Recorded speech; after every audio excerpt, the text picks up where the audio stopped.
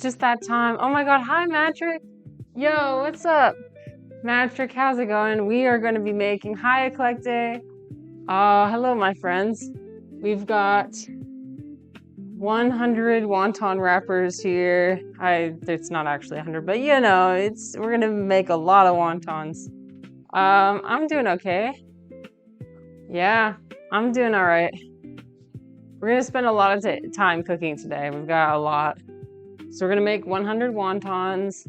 And then if we have time, so my friends are coming over tonight. And I want to make this other plant-based. So the wontons are not plant-based. They've got, well, they got chicken in them. But the tacos that I'm going to make they have black beans, mushrooms. Oh, thank you. I finally decided to turn on my mic this time. Let me know if it's too loud. But the tacos I'm gonna make with black beans and mushrooms and peas. So it's like, well, it's not. I wouldn't call it a taco. I would call it actually quesadillas. But the recipe calls it tacos, so it is what it is. No. Matrix having flashbacks. No, we're not making the Mormon tacos. Don't worry. I have not eaten those since I was a child, and I never will eat them again. So, yeah, those were cursed, absolutely. But I hope you guys are having a good Saturday. I'm just pulling out my ice cubes. My tea is too hot, so I'm gonna put ice cubes in there, put it in the right temperature. I have to have everything be the perfect temperature, so I don't burn my mouth. Just gonna splash them in, and every time I splash them in, I end up burning my hand. So that's fun. But yeah, I went to yoga this morning. I went to hot yoga this morning. We did some weightlifting. But one thing I don't really like is I go to this class called I'm blanking on the name. No, I don't know. What's it called? I know what it's called. Anyway, you're supposed to be lifting weights. And they decided to mix in some cardio in there, and I don't like that because I'd rather have my cardio and my weightlifting be separate.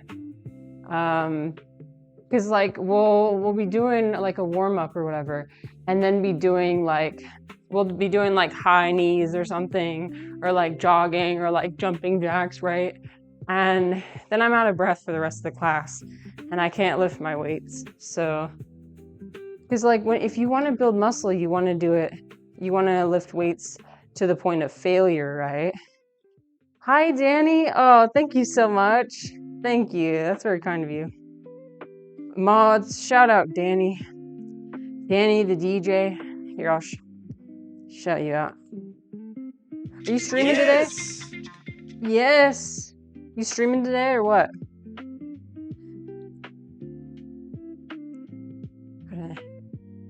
Usually stream on Saturdays, if I'm correct. Oh shit, I missed it. Dang it, I didn't get the notification. Well, next time. As always, hi Galty. I'm doing well, how are you? We're making wontons once again. I got way too many green onions, but that's fine. We're just gonna like store the rest of them. So I'm gonna be I'm gonna cut the ends off of them. We don't want the roots. We don't want any of these roots. But, oh, can I show you guys? I harvested, okay, look at this. I'll bring the camera with me. Okay, look at this. I harvested my lavender. Look! Is it showing up on the camera? Yeah. So I harvested lavender out of my garden, and now I'm letting it dry in the sun. And we're gonna make tea out of it. I'm not a gardener or anything, but I can grow lavender. Lavender is super hardy, so it'll just grow. And you don't really have to do anything, which is ideal. I'm growing lavender and I'm growing garlic, and those are the two things. I tried growing arugula once. Girl, oh my God, there were so many bugs. No. Just got the kids to sleep, so time to chill. Hell yeah, dude. Hell yeah. You've been visiting so many cool places. I love how you're posting in the Discord all the places you've been visiting in Europe, in the UK. I love seeing where people live and what it looks like. It's very different. I've never been to that area before, so it's cool to see the difference. Collector says, I love having bugs and animals in my garden. It feeds them too. Well, the bugs that I had on my arugula were aphids, and if you see those on your, they're just like, they stick to the bottom of the arugula and they just like crowd, and it looks like it's just infested with bugs, which it is. What I need is more ladybugs. I don't mind having I love ladybugs. And maybe the ladybugs would eat those. But Jesus Christ, I can't. Like, my husband and I were trying to wash the arugula, and we would sit in the sink, in front of the sink, just like running endless amounts of water trying to wash it off and scrub off the bugs. And it was like, okay, we're wasting so much more water than if we just bought this from the farmer's market or from the grocery store. This is a huge waste of water, you know. And even then, we kind of lost our appetite, like seeing all the bugs. It's like, ugh. Yeah, I've come a long way. I've come a long way since the days of seeing somebody launch a firework into a wasp nest. I don't watch those anymore, but I'm by no means a bug lover at this point. Not yet. I fear not yet. Yeah, aphids are a pest. Aphids are a pest for sure. Okay, so what I'm going to do is I'm going to cut all the white parts of this. And actually, this is too many, so I'm going to take a few away, and I'll cut more later. But we're just going to cut the whites, which I'll need for the wontons, and then I'm going to cut the greens separately. I fear my knife is not sharp enough. It's fine. And by the white part, I mean like all the way up until, like, I'll put this over to the side. This is not. But like these ones are still white. So I'm going to keep going. I'm going to put that to the side. I'm still going to use the rest of the green parts. It's just, they're better for like a garnish on the top than inside the wontons. Okay. Galti says the beach today is about a minute from my front door. The kids love it. Won a toad from Mario out of the grabber in the arcade too. What a perfect day. I love that picture you sent. That was awesome. That looked amazing. These are green onions. Yeah, these are green onions.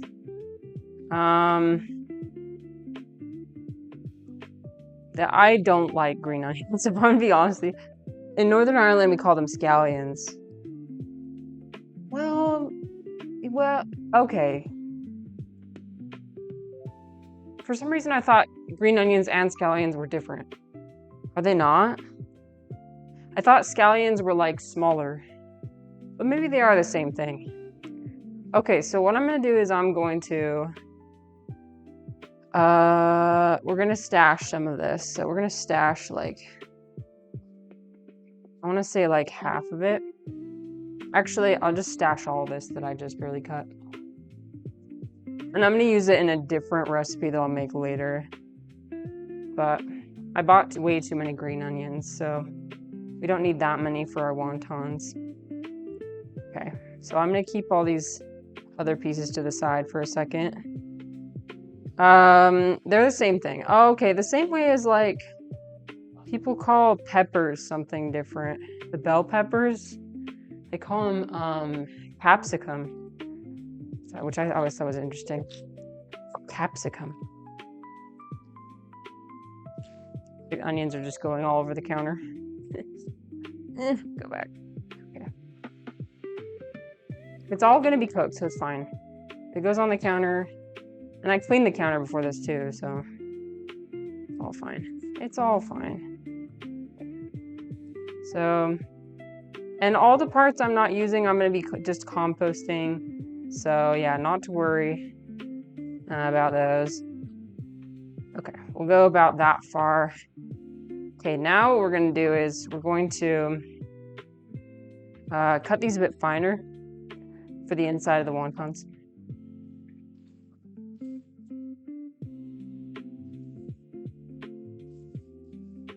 Your wife was like, what the fuck is a scallion? Yeah. Yeah, they're very strong in flavor, but for me, it's the texture that I don't like. I don't like the slimy texture. Not for me. But these are for my husband. Every like 3 months or so, you guys know this, every 3 months or so I make new wontons. So in my wife from England, they say spring onion. Oh, spring onion. The onions are flying all over the floor. You guys, I watched the Backrooms movie. I already talked about it, but I watched the new Backrooms movie last night. I thought it was really good. I won't spoil it or anything. But if you like Backrooms, you'll like it. If you don't know anything about Backrooms, you might be confused. Because I don't know, it's a video game movie, right? So, and like the Backrooms itself with all the lore is like kind of hard to, I don't know.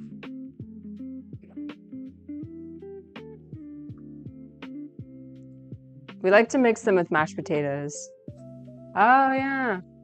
Mormons like to put them in their potatoes too, called funeral potatoes. And that's our specialty. Yeah, the Mormons are known for their funeral potatoes. We're going to be doing a lot of chopping today, a bit later, because I don't have a food processor. And when I'm making those tacos, I have to basically chop the beans and the mushrooms. And I just got to go like this for a million years. So we're just practicing. My arms are a bit sore though. from yoga this morning. We did yeah, the instructor, she's the same one that was like spanking the students in class. She was in a good mood today. She was like oversharing. She was talking about how she downloaded Hinge and is like ready to date. And because it's a rainy day, she's like, I'm in the mood to stay in bed and open the window and do naughty things. And everybody's just like nervous laughter. I mean, she gets a pass because she's really hot and she's like this cute little, like, I don't know, she's like 5 feet tall and like, I don't know, like and she's a yoga instructor. It's an epic combo, yeah. Do they serve it up when you're dead? Yeah, they serve it at funerals. But they're so good that people like started making them just at regular parties. Okay, I'm gonna be done with this because I'm literally, no, I just stepped on it. Ew, gross. Don't worry, I'm not putting the ones on the floor in the thing. Putting it in a compost pile. But it's very overstimulating when I step on the green onion with my sock. And you hear the crunch too. Ugh, gross. Ew. Okay. Where's this class so that I can avoid it? What, Galti, you don't like oversharing? Oh, you don't like being spanked either?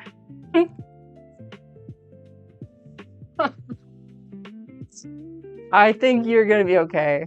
Just don't go to hot yoga. I can't guarantee that hot yoga where you live is not gonna be the same. Because it probably is gonna be. I think it's just like the culture of hot yoga. So interesting how you guys perceived it as oversharing, but she probably thought she was gossiping with her girls. She loves to gossip. You're right. She does love to gossip, and I will say it is a safe space. I think it is a safe space for that kind of talk. It's just like for me, I've never that's not something I would say in public to a lot of people. I would just say to like my friends, my girlfriends. But I guess maybe that's her showing that she feels close to her students. And that's sweet. Okay, so I need 2 tablespoons of cornstarch. Wait, let me not get ahead of myself. Okay, I need to turn off my camera really quick because I'm looking at the recipe. Okay, so I need 1 teaspoon of white pepper, 2 teaspoons of salt. Hopefully my camera is gonna work now. Ah! I'm sorry, jump scare. Jesus, ew. Okay, how do I not do that again? Oh, is that gonna happen every time I navigate away from my freaking camera? Okay. I'm sorry. That was a lot. Okay. That was a lot. Okay, we're moving this somewhere else. Okay. And I already kind of forgot what I needed. I need 2 teaspoons of salt. I'm gonna do 2 teaspoons of soy sauce instead. I don't know. I'm just feeling soy sauce.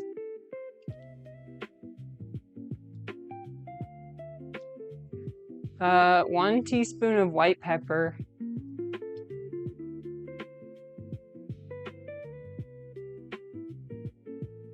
No, please.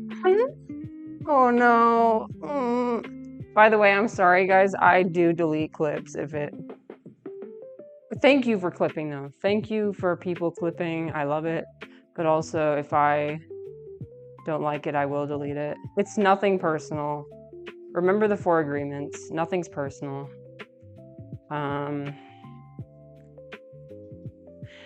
Okay, so I'm gonna add this. I've got this chicken bouillon. See, we don't need the salt. We've already got all this. Even the soy sauce was pushing it. Hi, Danny. Thank you so much. Thank you again. Thank you. I'm gonna just crumble this with my fingers because it is what it is. There. I washed my hands before this.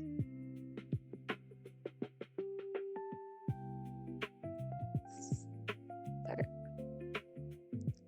Sure. Yeah, I promise I did. I did. And also this is gonna be cooked, so it's fine. You don't need to worry about it.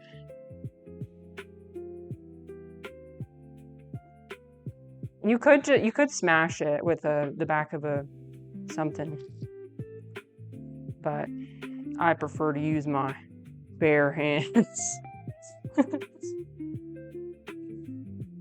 It's just fun. It's like one of those things where it's just like, they make those like sand slimes. It's like slime mixed with sand. It's kind of crumbly, but it holds together. That's what this feels like. Okay, we're gonna rinse our hands off now. Now my fingers are yellow. And look, I'm using soap. You can't see, but I'm using soap. Wash it off because it's literally sticking to my fingers. Okay, now I don't have oyster sauce, but I do have hoisin sauce, which is not the same thing. But we're gonna use it. Some sort of like savory Asian sauce. Yeah, I would prefer to use oyster sauce. That would be better. Okay, we're gonna turn off the camera again. I need to look at. Okay, 1 teaspoon of. Okay, 1 tablespoon oyster sauce. Okay. Okay, 2 tablespoons oyster sauce, 1 tablespoon. I got it. I can't say it, but I got it.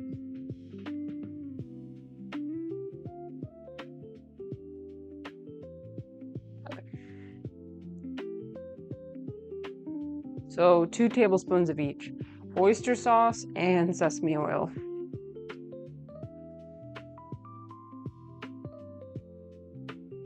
Actually, I don't think I have enough okay, I'm gonna need to get my other sesame oil. I bought another one, luckily. Yeah. Yeah, this recipe is if you just search Dad's wonton recipe, that's where I got it. Hi Sam, what's up? We're making 100 wontons on a Saturday. Happy Saturday. We didn't stream a ton during the week, but we're streaming now, and that's all that matters. I've come to sense when is a day I can stream and when is a day I cannot.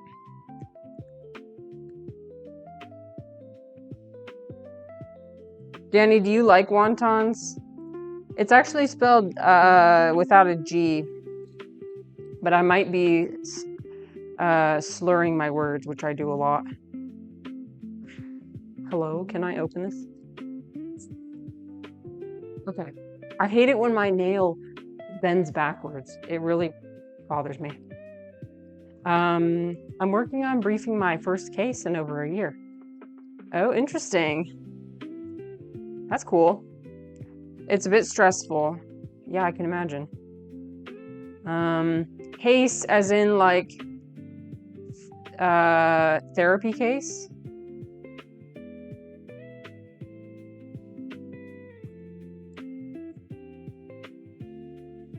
Okay. I think I need to shake this. Oh, a law case. I see. Was that why you were reading law stuff on your last stream? Is the class you're taking a law class?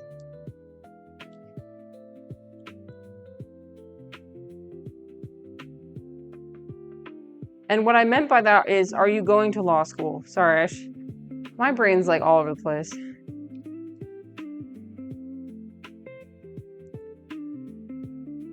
You're in law school. Oh. Congratulations for getting into law school. Okay. What else do I need? I'm gonna put this over here. Everything just goes on the other table. Oh, I need cornstarch.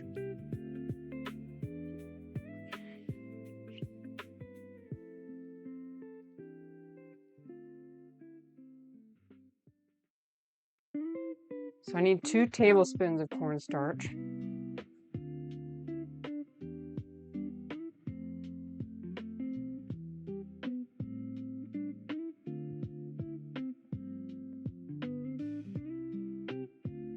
Danny says, I have no idea. That's okay. That's fine. So I'm assuming you've never had wontons then. Well, you're gonna see what they look like. They are like little dumplings. And they're delicious. I just try and overlook the green onion flavor. I'm usually able to overlook it once I cook it.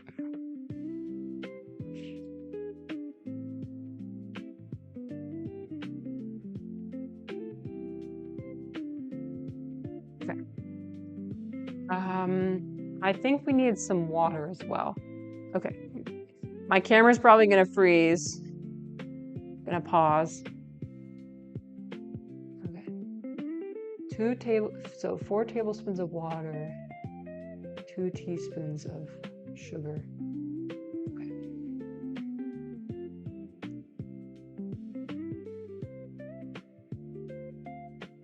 I can't navigate away from the page, otherwise it freaks out. Okay, 4 tablespoons of water. I don't like green onions. I hate green onions. It's a textural thing. Yes, I do have autism. Okay, that's fine. All right, cool. And now we need 2 teaspoons of sugar. I'm just like rinsing out the teaspoon after every time I use it.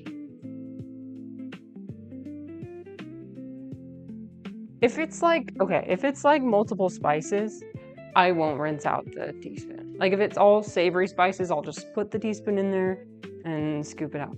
But if I'm going from spices to sugar, then I will rinse it out.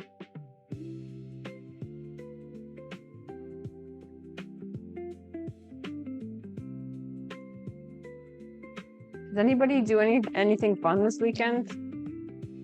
I'm not really going outside this weekend because it's rainy. But I think tomorrow I'm gonna weed my garden.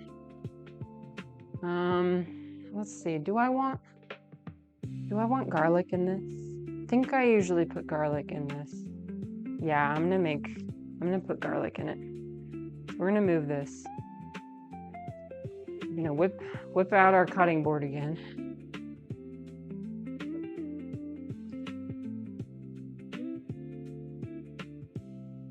And I'm gonna just put in garlic to my heart's content, which is a lot. It's a lot of garlic. I'll just put in the rest of the head. Danny says, I've been modding channels for TwitchCon, then went live, and now eating pizza and still modding channels. Oh, is it TwitchCon right now? Oh, in Europe, right? Oh yeah. I think I saw on my feed on my page. For some reason I get recommended the CEO of Twitch, DJ Clancy. Yeah, so he was live. It's closed now, so they're all at pubs and clubs. Oh, so everybody's doing IRL stuff. Fun. Wonder if one day I'll go to TwitchCon. The only reason I'd ever go to TwitchCon is to meet other streamers. Maybe that is why people go, I don't know. Or like meet other streamers, or like people if they're interested in getting together and meeting me, like it's like a good forum to do that. But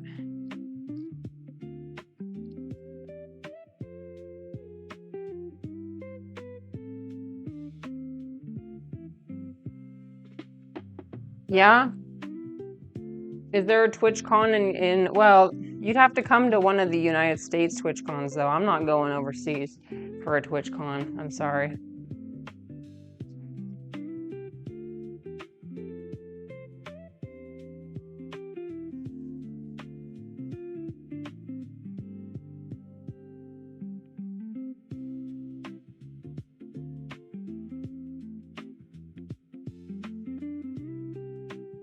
But yeah, there's probably a lot of really obnoxious IRL streamers. Like go there. No, I love all streamers. I love them. They're cool. Okay, so we've got a healthy amount of garlic. We're gonna add it in.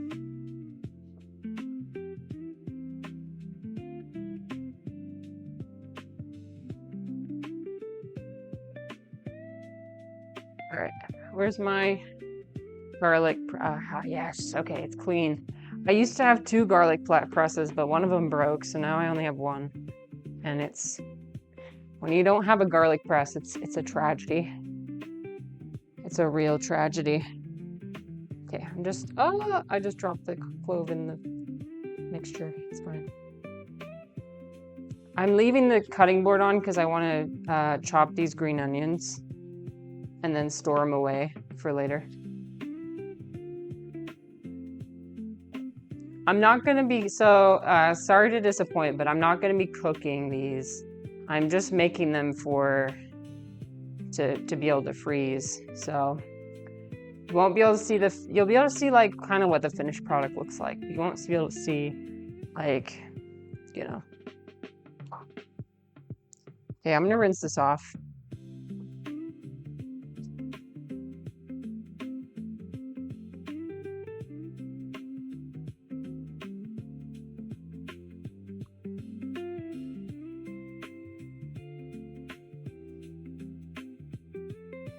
Okay, go focus.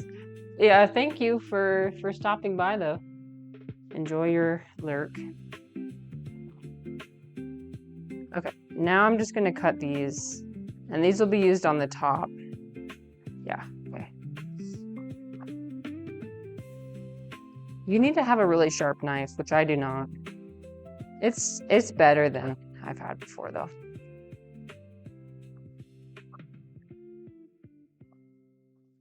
Okay, and then these at the end are just kind of gross, so I'm putting them in the compost pile.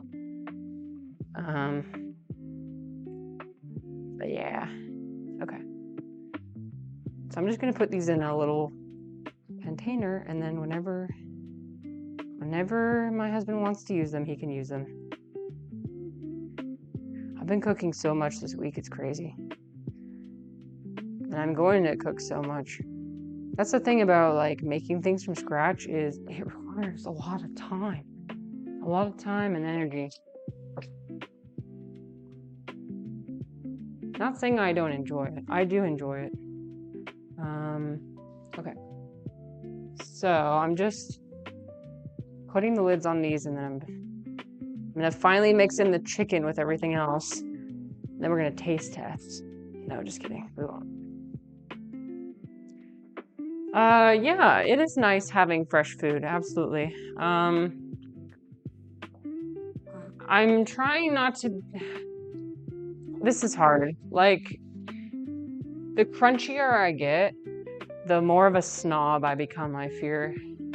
Like, for example, one of my husband's, like, clients gave us some cream dessert things. And like, if it's not worth the calories, I'm not gonna eat it. And I took like one bite of it. I saw how gelatinous it was. And it's like, I don't even know what this thing is made out of. I don't know what kind of, what they threw in here, like, ugh. So I ended up throwing it in the composter. Composter's probably not gonna enjoy it either. Because I don't even know what it's made out of, why would I eat it?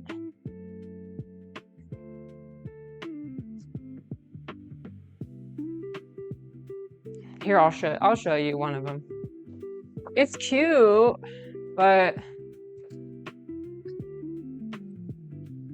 oh shit. Okay, well, I just dropped that. Okay. Look, it's a little bear. And then I got a little flower one. But yeah, I'm very much you see that little, it's a little bear.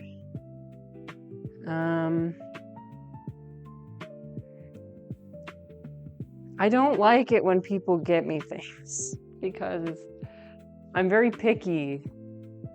So I probably won't be eating this, but I feel bad to waste it. That's the thing about when people give me gifts. I'm now in the uncomfortable position that I have to like enjoy it. But if I'm gonna be honest with you, when somebody gives me a gift, my first urge is to like give it to somebody else. I like to buy the things that I like. I don't like waste. I don't like all the plastic packaging waste that comes with things. And like, do you understand this about how like this is hard to do though? Like when I'm gonna get pregnant, my family's gonna want to throw me a baby shower. And like my wedding shower, everybody was just giving me like all these like plastic cooking utensils and plastic cutting boards and like plastic mixing bowls. And it's like, I did use them for a while, but then like all the plastic was coming up like into my food. And I'm like, and also I don't like it. But I feel bad because I'm supposed to like it because it's a gift. Anyway, sorry. So I'm thinking of, I might break my mom's heart though by telling her that I don't want a baby shower, because that's kind of something for the parents, I think. But it's like, I don't like it. I'm a snob. So that's what I mean when The crunchier I get, the more of a snob I become. Because, like, most people, they don't even give it a second thought. And so it's, like, so foreign to them that you would be so rude as to, like, turn something like this down, you know? Like, it's rude, you know? So I know this doesn't look appetizing, but trust me, it does taste good. It's like it's the perfect mixture of savory and like oniony and like, yeah.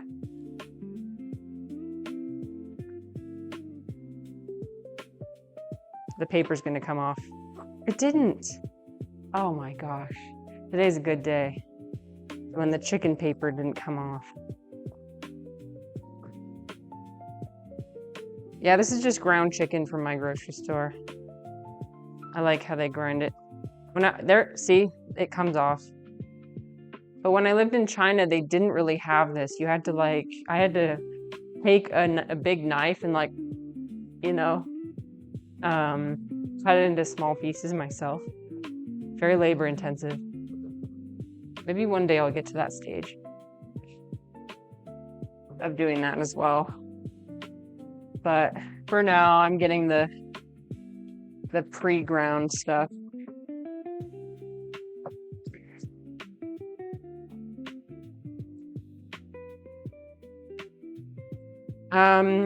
Collective says, I perceive it as a boundary, not being rude.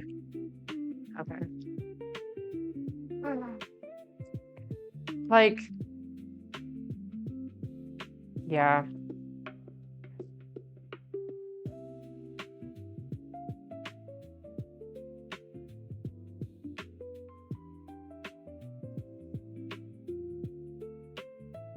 Or like when I turn down somebody's food, or like I don't eat that much at somebody else's house. That's also like seen as being rude or disrespectful.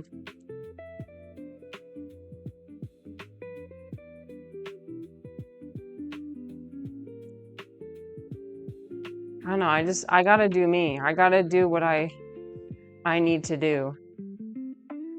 I'm very picky about what I put in my body because I really want to live for a long time.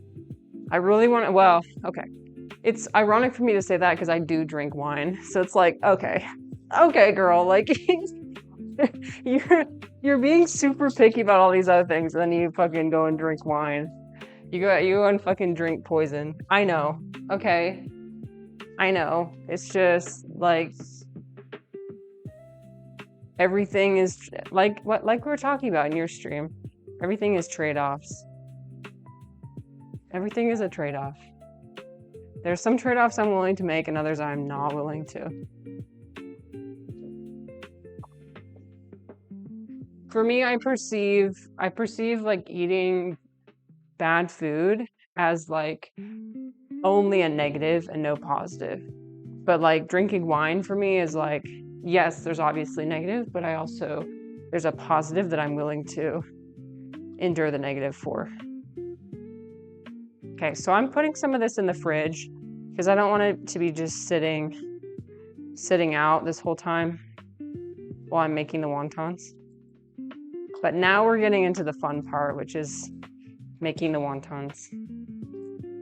Okay. Put it in the fridge.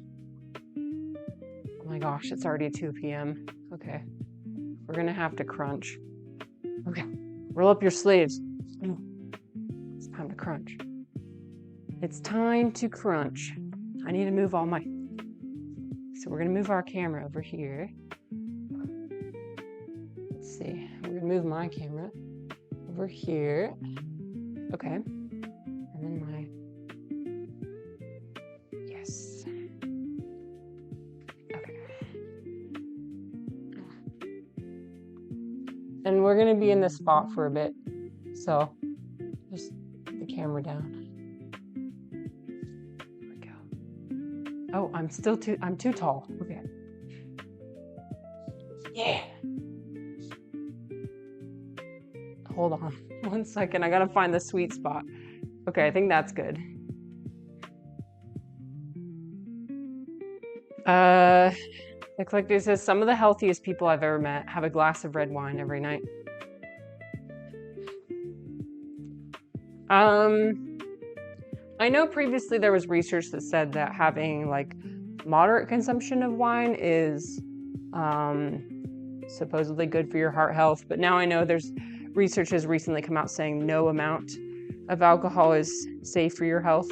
So honestly, it's up to you. But like, I don't know, like I see people's lifestyles in like, I think we were talking about this, but in like rural Italy, where it's like, you have wine with lunch, like with the Mediterranean diet, right?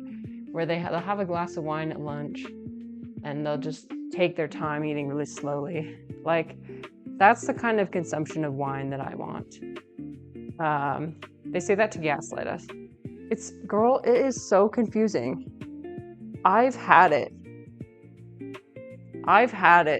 with this communication. This thing's good, no, this thing's bad, no, this thing's good, no, this thing's bad.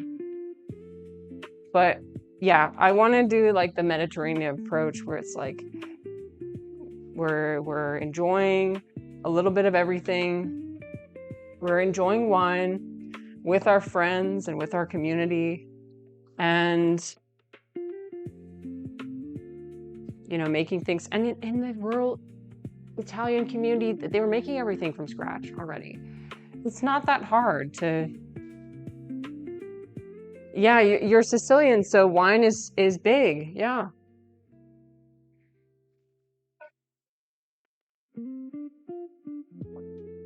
Specific wine is heart and blood healthy. You know what's interesting is that my mother-in-law, she wanted me to drink a little glass of wine every day.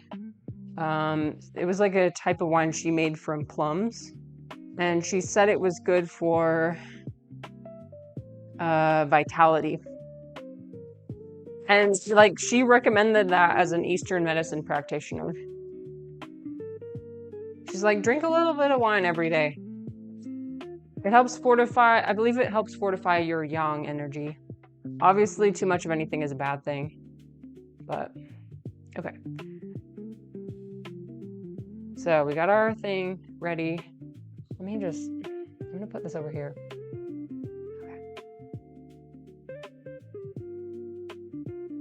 Danny says, you don't want to know my red wine story. Ever since then, let's just say, not had a drink in like over a month now. Oh no.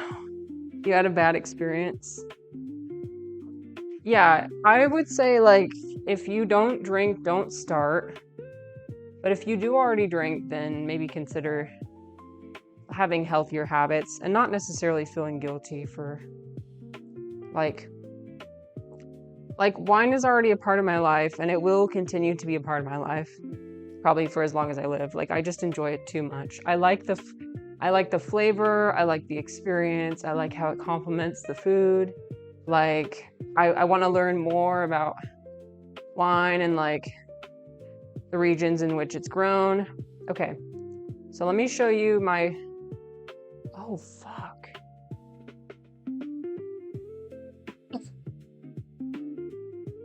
So these are not wonton wrappers, and I just realized that. Oh, it's fine. What am I gonna do? Okay, hold on. Let me think. I was thinking I was making the stir-fried dumplings. Oh no. Oh no, it's so different. I don't know if you can boil this. Hello, Darlene, how's it going? I guess we're having dumplings now. I don't think we can boil these.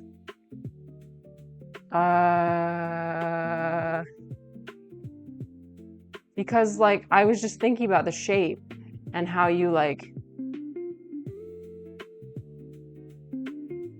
you can boil it. So it's supposed to be a square shape. I've been so out of it, girl. I don't even know.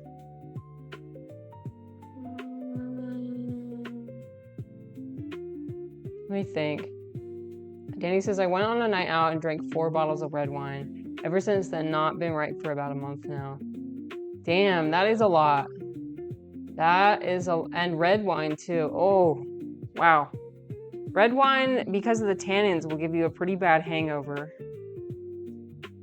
So, all right, well, I guess I'll just make the shape that I would make with this, which is the like spherical shape. So what I do is I just like I crinkle it and then I push it in at the center like this, and then I just form a circle. Right? They're gonna be pan fried. I'm gonna pan fry them later. It's fine. It's a new take. It's a new variation.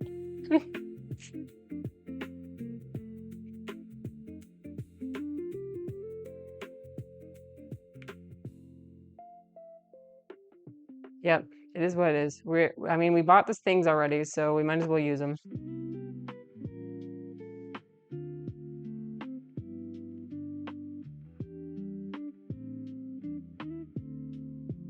Because like when I do this shape, there's an opening in the top. So I could try doing another shape. Like I wonder how this shape would do. Would this shape work if I just press it like this? Maybe that would work. Okay, I'm gonna try doing this. Yeah. And that's also easier too to manage than because I did not commit to doing the whole crimping technique today. That was not on the agenda. I did not have time for that. I'm gonna compost that. Yep. Cooking is all about trial and error. Yep.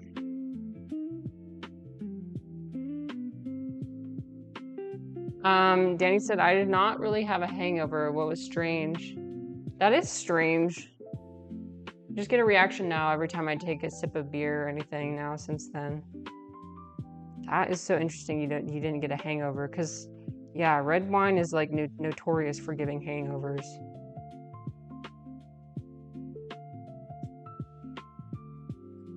I wonder if this shape is gonna come undone when it gets boiled. We'll just have to see. Well, my husband's pretty nice. He's fine with anything really, so he's just happy that he gets food, so.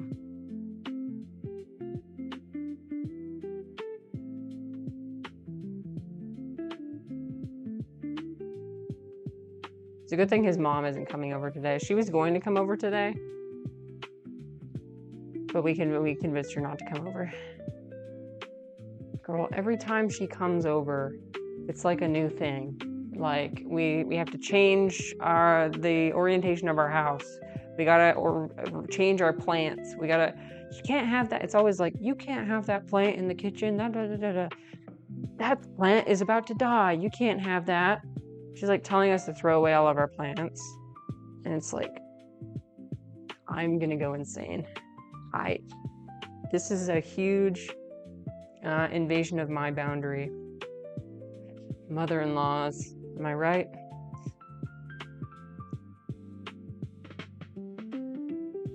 You have to set boundaries, and my boundary is what's within the walls of my house is mine to arrange.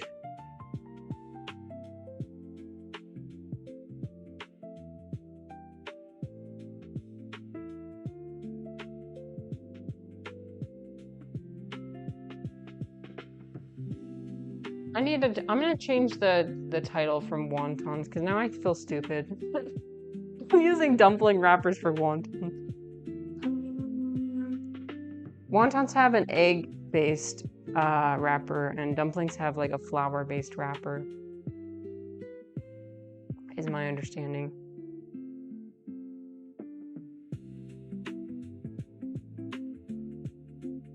Thank you.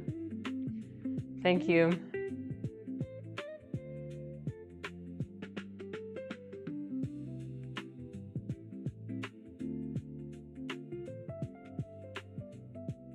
Here, if I go in, let's see, I think I can.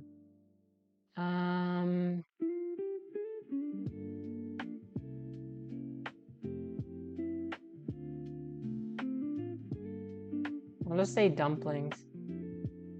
Oh, can I tell you guys about the squirrel I met yesterday?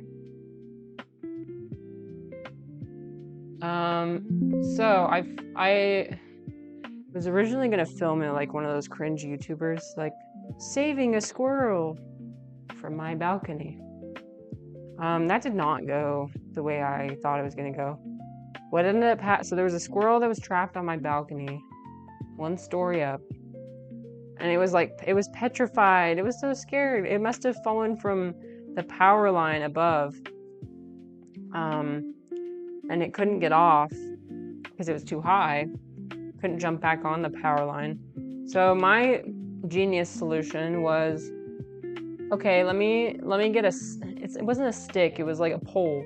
Let me get this pole and gently stick it out towards this squirrel and have the squirrel get on the pole, and then I'll put it onto the power line. I think you already know how I went wrong. So yeah. So I slowly approached the squirrel. Probably looked like I was scared, which didn't help because that made the squirrel even more scared. I tried like gently holding out the pole and like using a nice voice. But it was like hissing and flinching. And eventually it stumbled and it scrambled and it fell off the balcony. It fell off the balcony. Luckily it was only a 1-story fall, and I think that squirrels are built to endure high falls. But I was really worried for a second that the squirrel just died. But I quickly went downstairs and I noted like the squirrel ran away. I didn't see it limping or anything. So that was good. I think I heard somewhere that it's a popular, that it's not a misconception, but just that like squirrels are less likely to carry rabies than perhaps other animals are. Bats definitely carry rabies. But squirrels often, like, people immediately think a squirrel has rabies. Most animals really don't carry rabies. Okay, yeah, I'm not educated on but I did hear somewhere that like squirrels often get a bad rap because everybody always thinks they have rabies. Darlene said, I had baby squirrels near the deck, so we had to take care of them. Oh, that's so cute. What did you do? Or what did you feed them? I looked it up and I saw that squirrels could eat sunflower seeds, so I put out a dish of sunflower seeds, peeled, like the shell's gone, and water. They were unsalted. And they can't eat a lot of them, but, just this once I figured it was okay. So, and he ate some of the seeds, so yeah, he's fine. But he had a really rough day yesterday. Just a really, really rough time. I don't know what would have worked. Here's the thing. What do you think I should have done? It would have probably tried to bite me if I tried to pick it up because it was hissing and flinching and, I think even if I tried to reach out and touch it, it would have still fallen off the balcony. So I don't know if I guess what I could have done too is like offer food first, maybe offer food in my hand, and then it jumps onto my hand. But yeah, I don't know. Yeah, peanuts and seeds in moderation.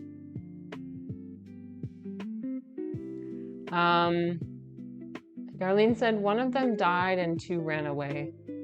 Oh, that's too bad. I hate it when I see a dead animal. It's what happens though. It's life. I mean, the pond near my house has so many little ducklings, and you know, they don't all make it, and so every once in a while we'll see a little dead duckling. Tragic. I'm gonna use my hands to drink my tea like this. Darlene said you're not supposed to feed. My mom said you're not supposed to feed squirrels. Oh yeah, what's the reasoning behind that?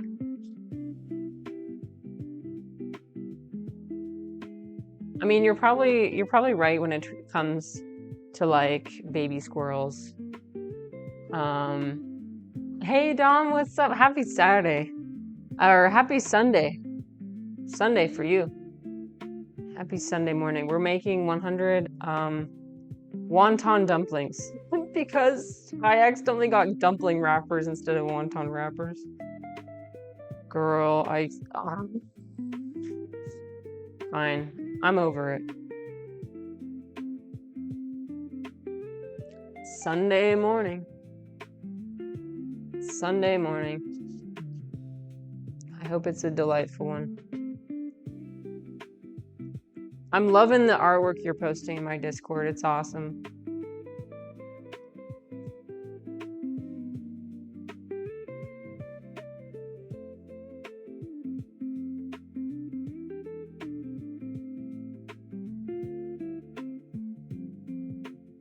Eclectic says, typically because they'll come back looking for more food. Humans have an issue with animals living in the animal's own environment. Oh, I see. Well, the thing is like our backyard has a fence. And so it was like, we had to open the gate to let it out. I had to wait for my husband to come home because he had the key. And so it was stuck in our backyard for a while. So I was like, I need to feed this poor squirrel. And so it's not going to be able to come back into our backyard because it couldn't get over the fence.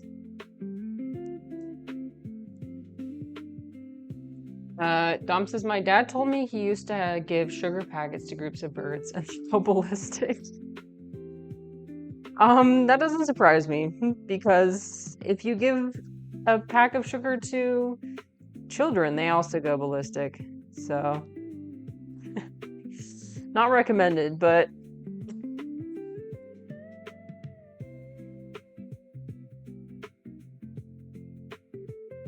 did you know that if you have a bird feeder, you can make it really spicy. You can put cayenne pepper, like super, super spicy pepper. And then only the birds will eat it. Like, no, the squirrels won't eat it because mammals, I think, can taste spicy.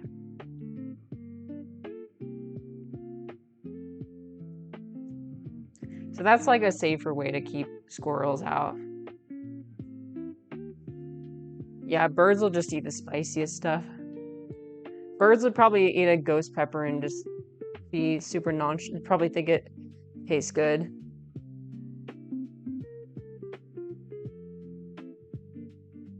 Birds are super cool. Did you guys know? Okay, this is crazy. I've been studying the behavior of ducks. The ducks around the pond next to my house, and the male ducks are so well, it's that time of the year where, you know, things are getting a little bit frisky. But what I didn't know is that male ducks will literally crowd. When they try and mate with the female, they will pin the female down, like her head. They'll bite onto her feathers of her neck and pin down her head. And if they're in the water, I was worried they were like trying to drown her or something. It turns out that's what they do. But it's like a very violent thing, if you see. And it's interesting because not only do they do that with females, they do that with other males too. So there'll be like huge. We witnessed a huge male orgy the other night, where it's just like all the mallards were hanging out and like taking turns like having fun. I don't know if it's fun or what. I don't know what birds are thinking. But yeah, they'll do it to other males, which blows my mind. Um,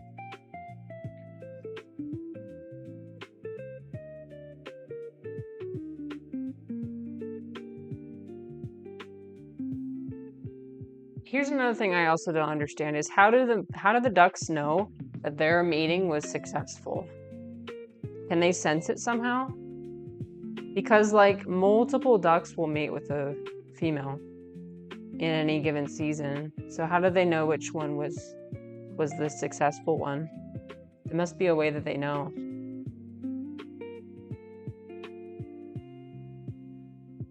But yeah, Reginald is still out at the pond. He's the king of we call him Reginald because he's the king of the geese. And he just has his little geese family that he is the uncle for. And he just like, he'll take all the geese and just parade around with them. They'll like do their nightly parade around the pond. And he's the leader. And the way he looks, his bill is, up high, and he just looks so kingly and so. And if you get too close, obviously they'll all start hissing at you. He'll like bring his neck down and start hissing at you. Yeah, he's interesting. Are you gonna see the new Alien movie? It comes out soon. Maybe. I did see one Alien movie, one of the new ones. I'm not really like into horror movies that much. I made an exception for the Backrooms. Yeah, usually with horror movies I make exceptions. Or if it's like a sci-fi horror, then usually I'll be okay. But meant Disclosure Day, not the Alien franchise. Oh, I haven't heard of that movie. Maybe. I like watching sci-fi movies. Does it look good?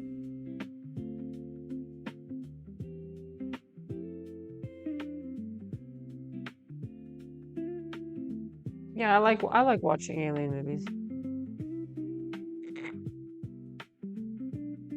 I don't like staying up to date with UFO sightings and alien, like real life alien lore, because I think it's all just when the information gets released from the CIA about like, oh yeah, there might be a UFO. Girl, they've been sitting on that so they can release it at the appropriate time during the news cycle. Like, I don't know.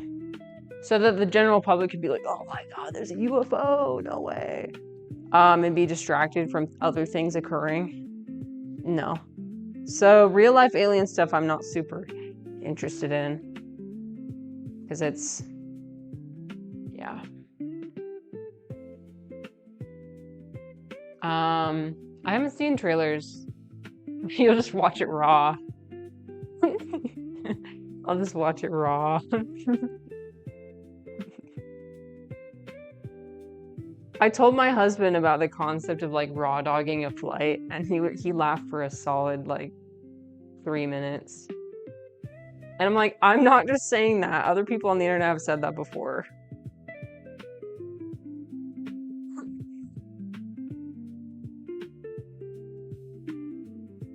That moment where you're so chronically online that you say things to other people and they like get kind of weirded out. Yeah. I'm normal, I promise. All right, there's going to be an ad in about 50 seconds. We're just going to keep chugging away at our dumpling wontons.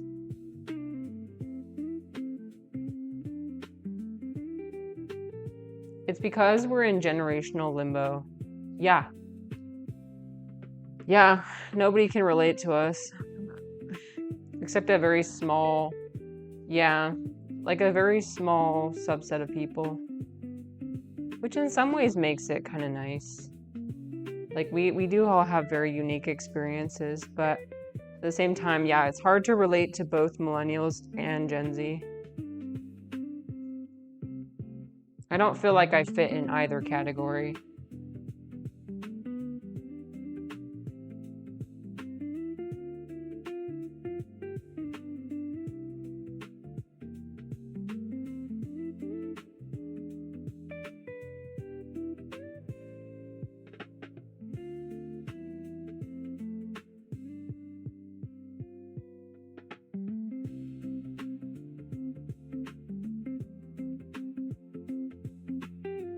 I want to itch my head, but I have flour. Okay, we're just gonna use our pinky. It's fine. I washed my hair today after yoga.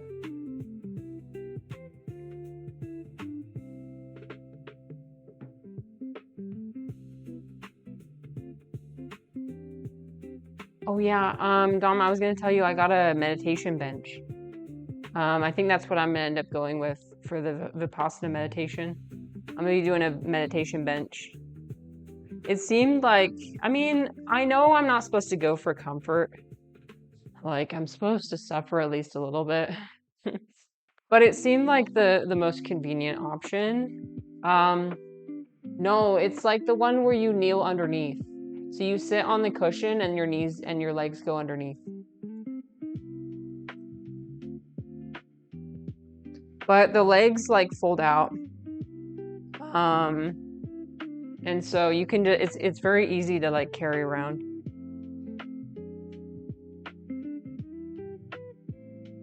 I don't know. So have you ever used a meditation bench before?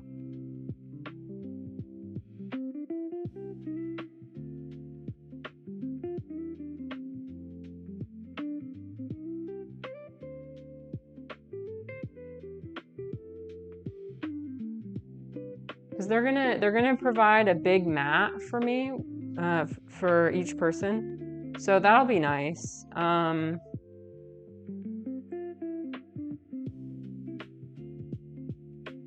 So I won't just be resting my knees on the ground, but I was thinking about like the pillow version, and like my knees just, I don't like having my knees in the air for a long time. Dom says, for me, increasing suffering is an accelerant, but also totally not necessary. And you should never damage the body. Right.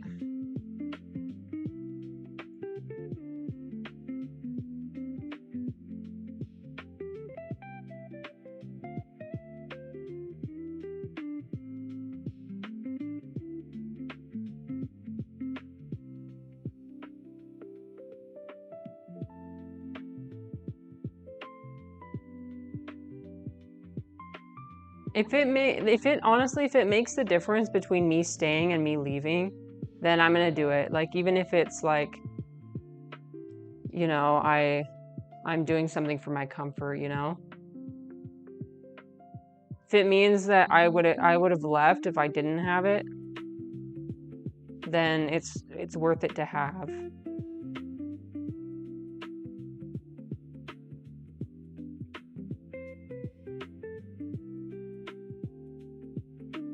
Because that's the most important like thing for me, is that I stay the whole time.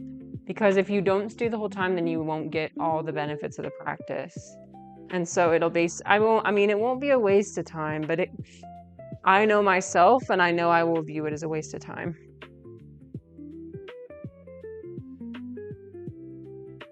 Because like they don't even let you donate. They don't let you donate if you didn't stay the whole time. Like, because they're like, nope, you didn't commit. You didn't get to see. You missed out. And so that would be like another thing where I'm like, oh my God.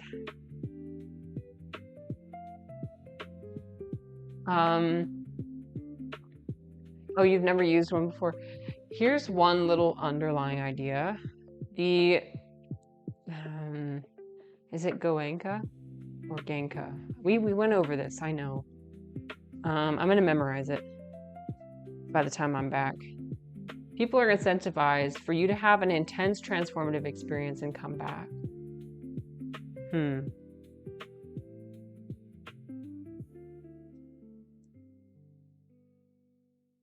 Intense transformative experience.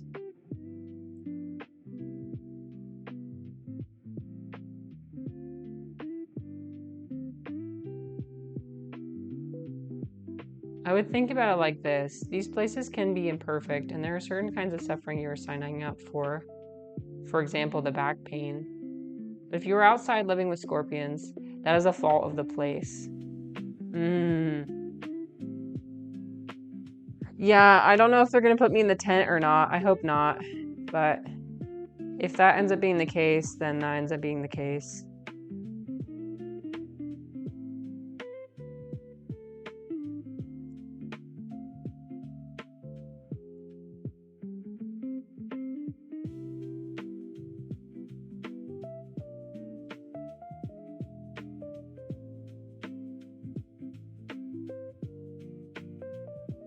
I just hope my roommate doesn't snore. I think that I can bring a fan, but I might have to check because I do have a fan that's pretty loud that'll provide white noise. And there's also a train that goes outside every like every 30 minutes. It's people have complained about it being really loud. In my case, I didn't sign up for extreme sleep deprivation. And it's a large reason I won't return. Right. Yeah, you're going to bed at 9 and then waking up at 5. And then like on top of all the other sleep problems, right? Like if you have to deal with somebody who snores. Hi Luther, what's up? Happy is it Saturday or Sunday for you? It's probably Sunday for you, right?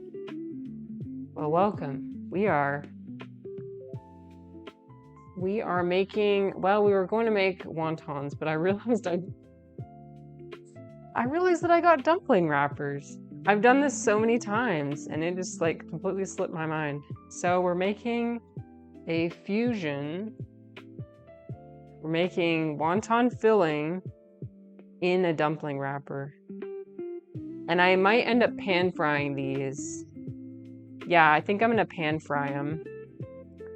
And they're gonna be delicious. So, Mom says they only allocate 6 hours for some reason. And I could only get 2 a night because of snoring. That's the worst time. That's what I'm most afraid of, right? Yeah. Yep.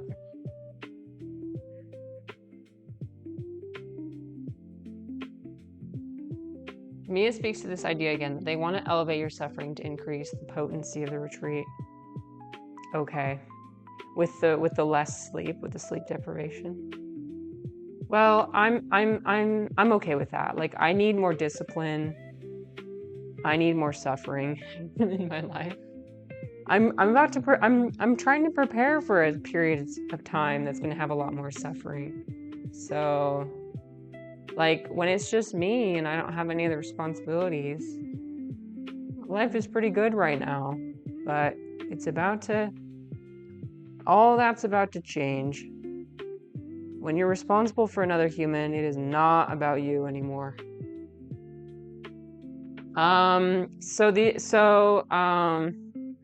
Luther, so this is ground up chicken with green onions and like oyster sauce and soy sauce, like different seasoning, white pepper.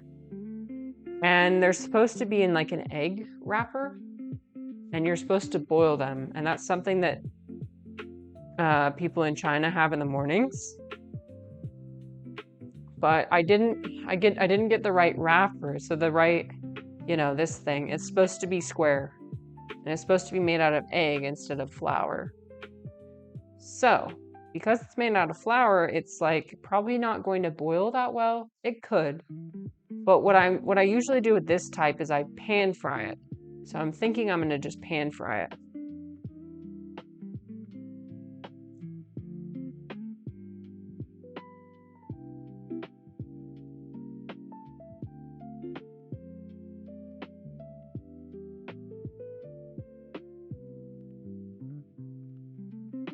Okay, I'm not sure if I'm gonna have time to make the tacos on stream, but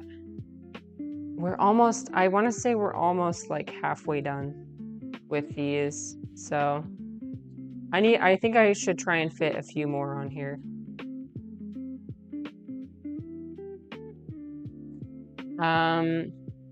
This stuff is great and obviously good for the world, but yeah, most have some criticisms like these. It's important to know. Yeah, it's important to be aware. Yeah. I'm trying to be aware of it, and I'm trying to, like, mentally prepare for it. There's some things you just can't mentally prepare for, but it'll be fine.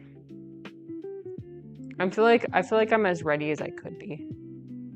Like, some people show up without nothing to meditate on, and they just, like, sit in lotus pose or I don't know. Like, what do you do?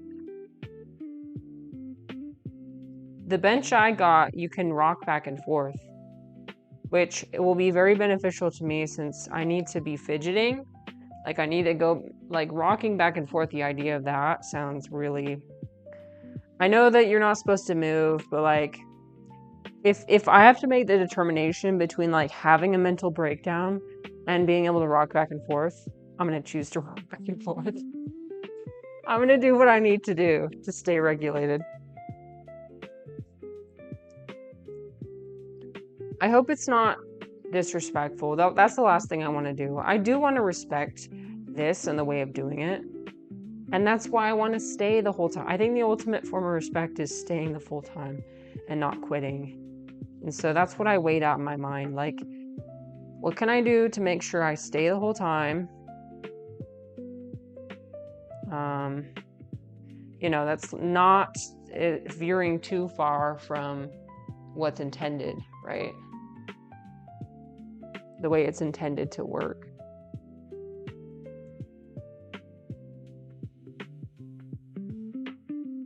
On mine, like half the people left in the first few days. We'll see. I'll definitely let you know. I want to let you know about everything that happens. Yeah, we'll see. And he said some guy had like he like started screaming randomly. Yeah, I've read about that. About like how a lot of people give up on like day like 3 and 6 or something. There's like 2 very common days that people give up.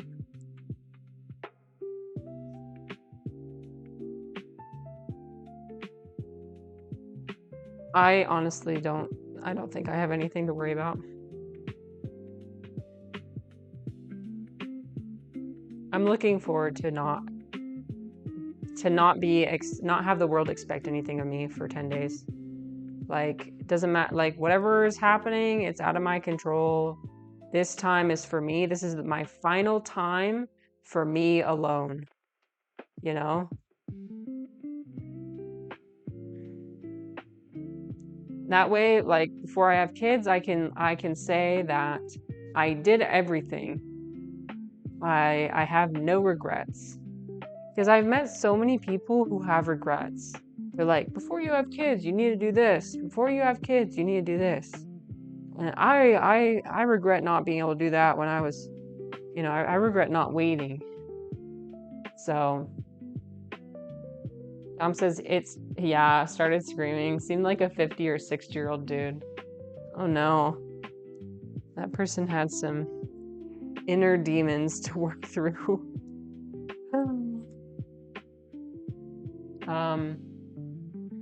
Luther said, give up what? I'll be giving up my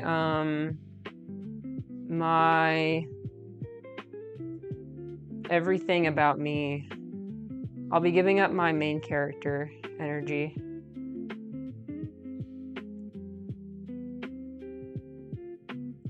I'll be giving up my independence.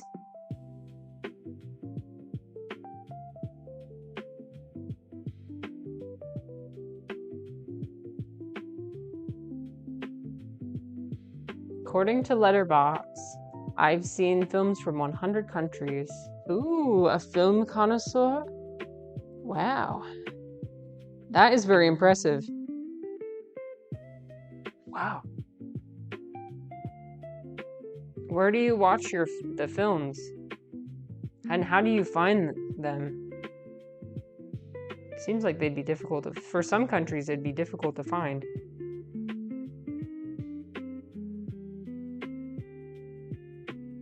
Okay. Yeah. I think I'm gonna do another tray. So we're done with this tray. I'm gonna put this away. Just gonna wash my hands, do a little reset, do a little bit of tea.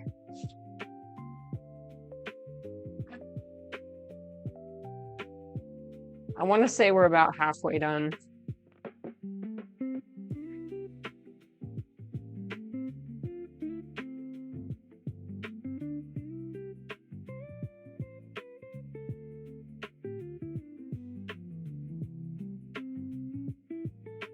I do kind of want to test. So before I pan fry them, I do kind of want to test and see if they will boil.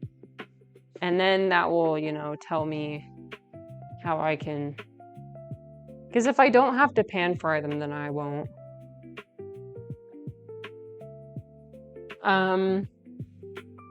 Since I usually watch old films, YouTube, Archive, or I haven't seen this other website you mentioned. Not sure I understand the main character thing. Second or fifth day of what? Okay, so Luther, I will be going at the end of this month, I will be going to something called a vipassana meditation. So vipassana is like a Buddhist, specifically for this guru called Goenka, which I'm probably pronouncing that incorrectly. But it's like a 10-day silent retreat. And so Dom has done it before, and he's talking about how like people often quit because it's really difficult, because you can't talk to anybody. You can't even have any nonverbal communication, nothing. And I'm doing it to form mental discipline. I'm also doing it as the very last thing in my transition from being just myself to being a mother. Because I'm a very egotistical person, and so like, yeah, the transition is going to be really rough. So I'm trying to do everything I can to switch, because I do want to be a selfless mother. I want to be a good mother. And so in order to do that, I need to have no resentment. Everything I wanted to do before being a mother, I will have done it. I have the privilege to do that. So, and also like, if I'm going to bring kids into this crazy world, then I'm going to raise damn good kids. I'm going to do it right as humanly possible. And so I need to do everything I need. I need to take care of all my needs. Once those are taken care of, once I've found a way to regulate everything, then I bring another child into the world. Cause like I grew up with I think I had a good childhood. I did. I had a great childhood. But like my parents were not really in tune with their emotions or their mental health, especially my mom. Like she had major depressive disorder, and so every single day when I came home from school, she would just be like in her room, in her bed, like a shell of a person. Right? And so what does that do for somebody like me? It makes a child who has difficulty experiencing and expressing emotions. And so I want my children to be better than me. That's what every parent wants.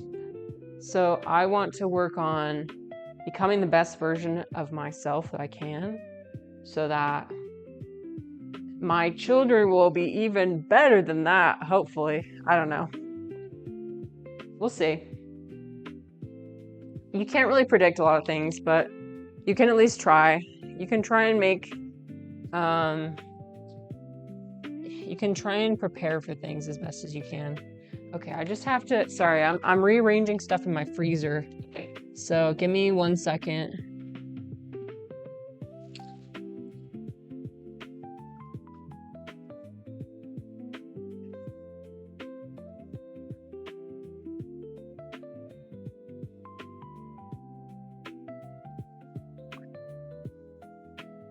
That's in there. Oh yeah, let me get the rest of my chicken. I was keeping the rest of the chicken in the fridge. It's all about food safety. So food safety on this channel.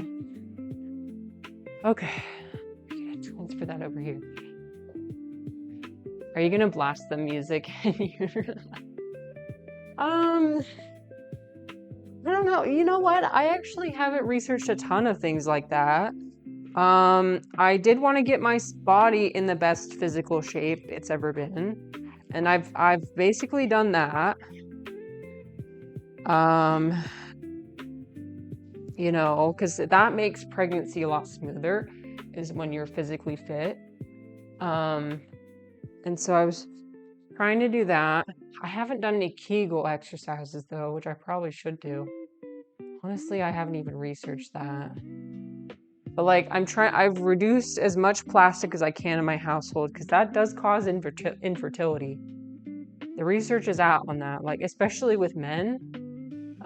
Like that affects their fertility, is if they eat a bunch of things out of plastic, or they like have things on cutting boards, plastic cutting boards. And like my husband has stopped drinking soy milk, because apparently soy milk also affects men's fertility. Luther said, I did a 3-day verbal fast at home. It was a nice experience. I did have to nod to my parents during meals. A 3-day fast. Sorry, I realize I'm not really even looking at the camera. Here, how about if I move it over here? Then I'm looking more at the camera. And how did that go? Did you notice any benefits? Any good changes? And Luther said that website is basically Russian Facebook. You find many obscure films there. Oh, okay. Cool. You guys, look how much filling there is. And then look how much, this is how many wrappers I have left. I don't know if I'm gonna, it might be something to do with like, there are fewer dumpling wrappers than there are wonton wrappers. It's fine. It's gonna be fine. It's gonna be all right. I'm gonna make all my own baby food. I've done the research on that, on like what website to follow. But it's pretty easy. I mean, you just like cook certain fruits and vegetables and you just blend it, and that's it. And you just keep it in the freezer.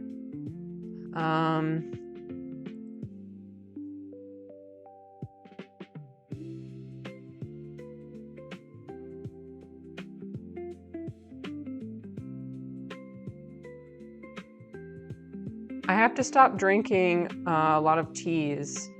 So I went through and I also made a list of everything I can't consume, because there's a lot of things I cannot consume when I'm pregnant. So obviously I can't drink alcohol. I can't eat any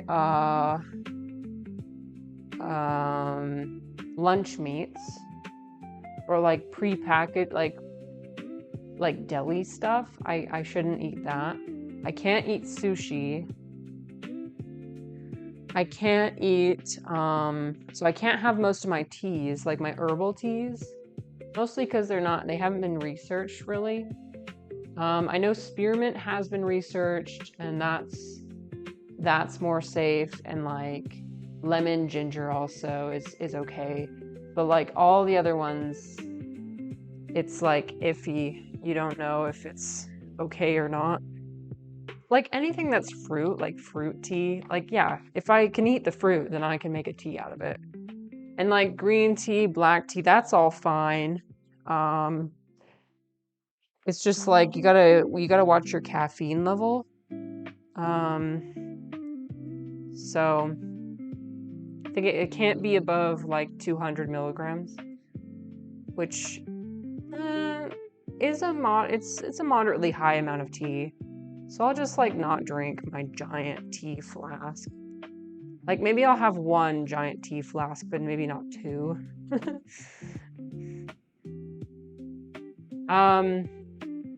Luther said, I mean, you can't be in a bad mental state before you do something like this. It was relaxing, not gonna lie. I'd like to do it again sometime. Oh, I see. Okay, so before you do something like that, you should be in a good mental state. Right, exactly. I'm glad it was relaxing for you. perhaps a week. I wonder if it helps you change, like, what do I actually want to say? Like, I don't want to waste my words. I already kind of do that anyway, but maybe it would make me more mindful of what I say to other people. What do you verbalize? And then you said, I just did it because I watched a documentary. Secluded Lebanese Orthodox monastery, and the monks who took a vow of silence there. Oh, I see. So that's what inspired you. Cool. The vow of silence monks are allowed to speak on special occasions without breaking their vow. And what's that condition? Calling cats to their food. Oh my gosh, that's wholesome. Oh, that's cute. Monastery cats. I can talk to the teachers.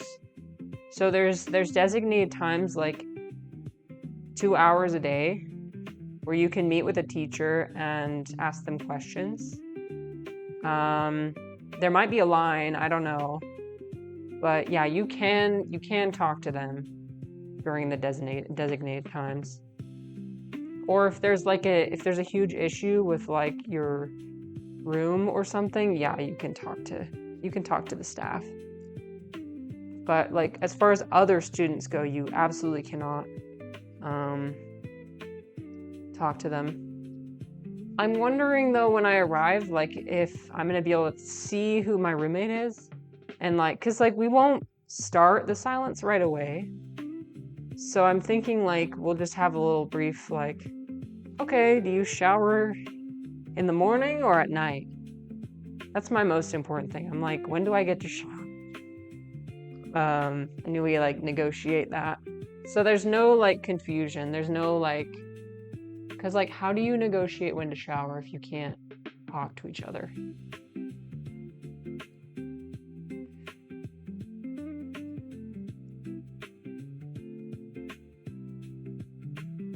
Because we'll be sharing, it'll be 2 people sharing a bathroom, sharing a shower.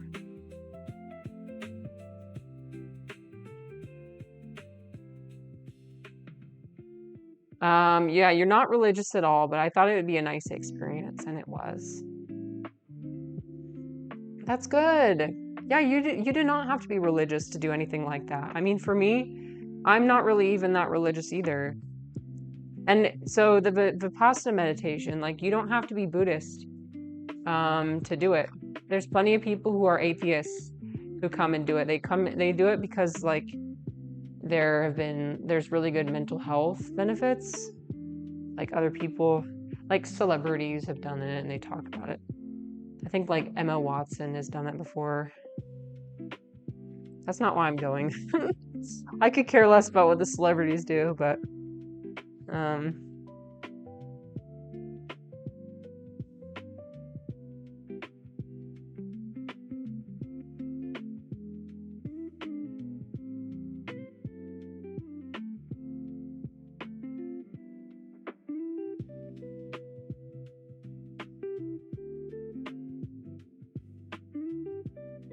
I hope these didn't stick together.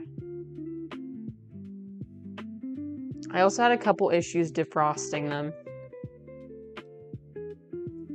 Usually what I do is I just stick it in like some water with the wrapping still, with the plastic still on.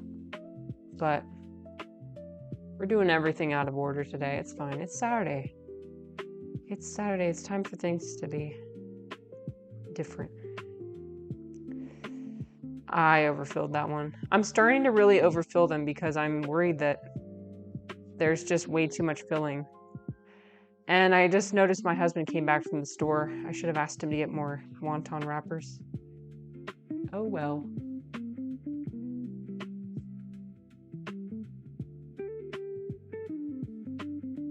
Hi, sweetie. The camera's pointed away from the fridge, so if you want to go to the fridge, you can.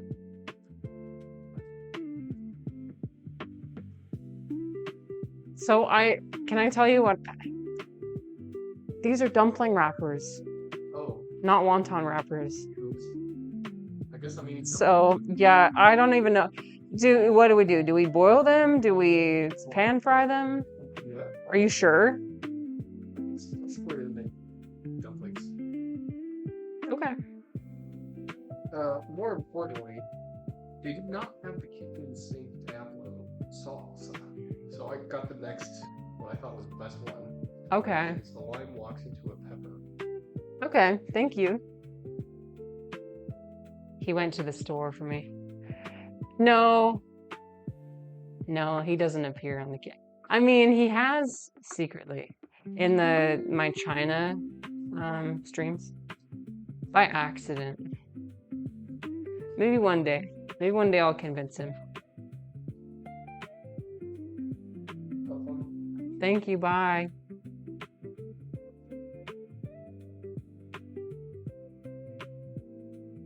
You guys got a little sneak preview of.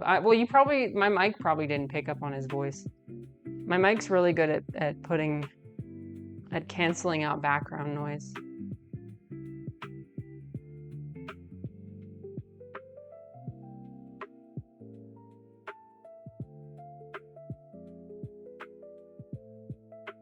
But yeah, I didn't have time to go to the store today, so I sent him a list of things. And he got me the things.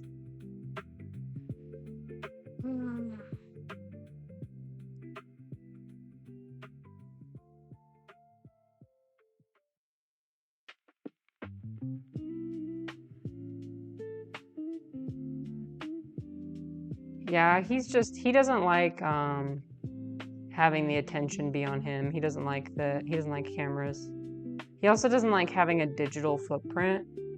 Like, he's super scared of like being replicated by AI or like being used to scam people, especially like his likeness being used to scam people, especially his mom.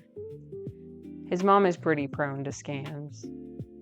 I should have his mom watch Duncan's stream to learn. Because unfortunately, she's been scammed before.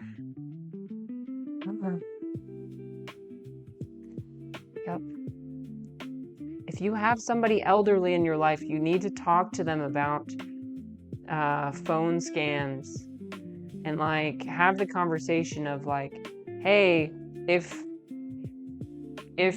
I will never call you for this reason or this reason, or if I call you with an emergency, then here's our safe word. Well, not safe word, but like here's what I would ask you. Like something only I know about you.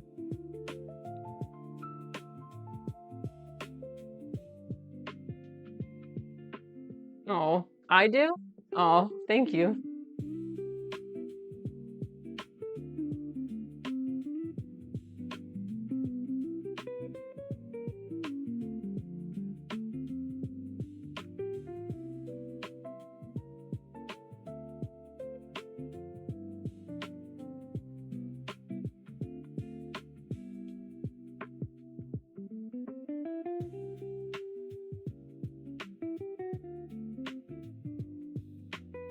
Yep, this just takes a really long time. So we're gonna be here. I was like, well, if I'm gonna make 100 wontons or 100 dumplings, then I might as well stream it. I always stream it. Before I know it, they're all gonna be gone.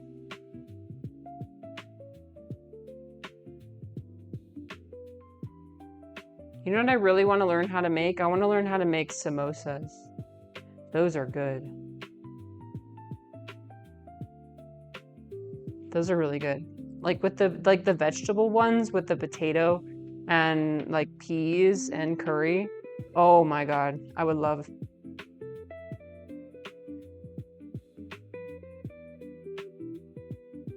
Whenever I go to an Indian restaurant, we always get vegetable samosas. They are delicious. And the sauce they come with too is so good. Like the green sauce. I don't know what's in it, but it's yummy. I think it has cilantro in it. My dad isn't prone to scams, but he isn't very tech literate, so is prone to forward, suspicious stuff or sometimes dangerous information. Yeah, or maybe like clicking links. I'm gonna be honest with you, sometimes I'm kind of prone to clicking links that I shouldn't do. Like the other day I clicked on a link in some rando's Discord page and it led to like a troll YouTube video. And I'm like, oh shit, that could have been way worse than what actually happened. So I'm glad that person did that, because it reminds people like me, oh, I need to be careful.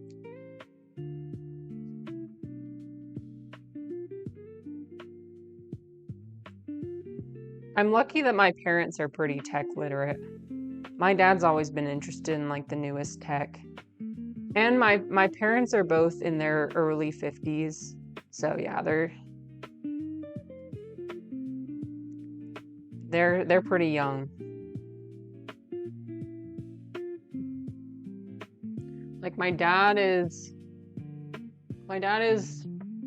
50, I want to say like 54, and then my mom's 52.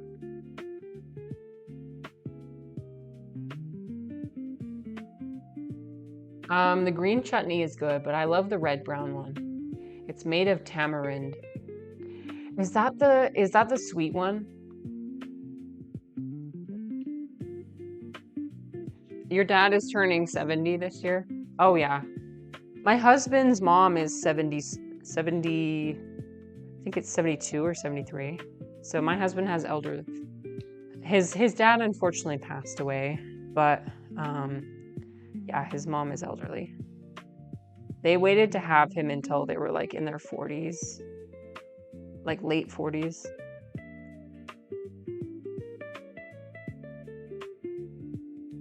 I like that one too. That one's good. I like that one. That's your favorite.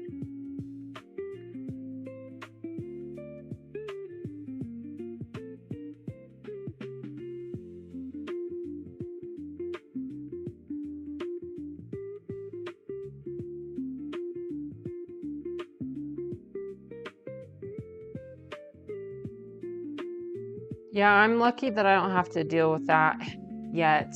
The issue of, elderly parents. I'm not sure. I don't know. I'm not sure what I'm going to do when my parents get to that age. Like my mother-in-law, when we're gonna be moving out to Oregon, like she's gonna have to live with us. We're probably going to get like a separate little additional dwelling unit, or like maybe a mother-in-law basement. There's a reason why they call that the mother-in-law basement, okay?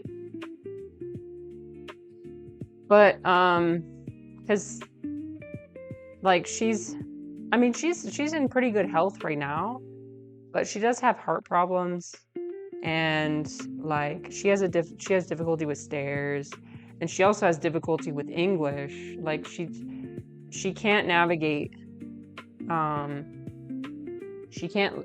most life in America. Like she needs her son to help with everything. And so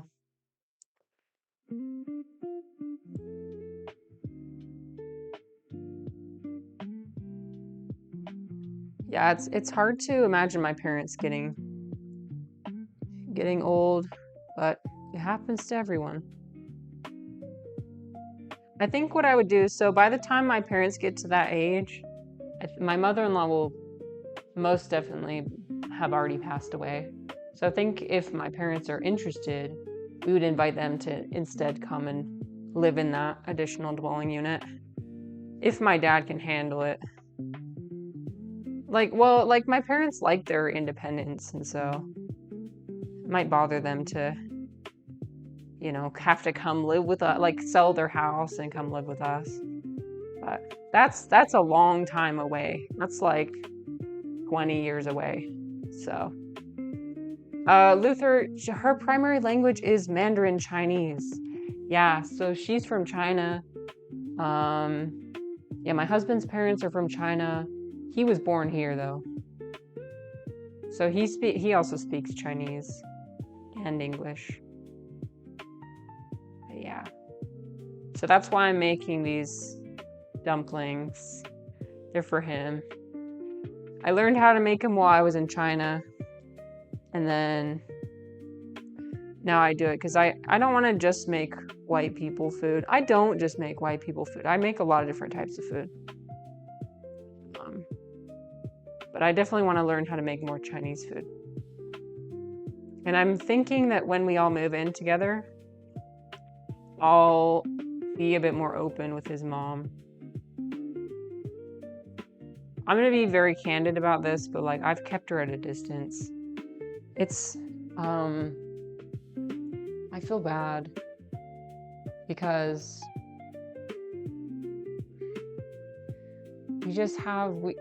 and I should be better at this, right? Because this is my occupation is like cross-cultural communication, international relations. But like her and I just struggle so much. We both have such huge egos. And we're very stubborn, and it's like the way that I do things is the right way. The way I arrange my house, the way I cook, I know what's best. So when I married my husband, we had a lot of disagreements about what's best for my husband. Okay. See if I can separate these. Okay. I can.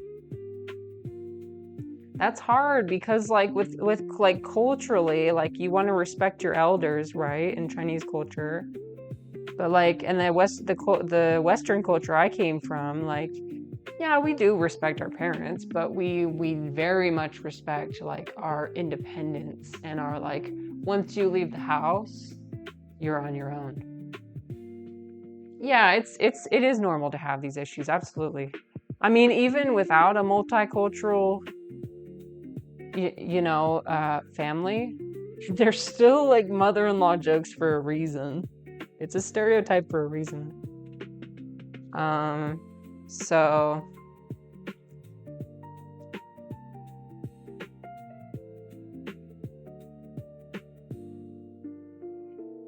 but yeah, I should let her more into my life. I will admit these past couple of years I've been kind of like I've set these really firm boundaries with her and like with my parents and like while I'm working on myself.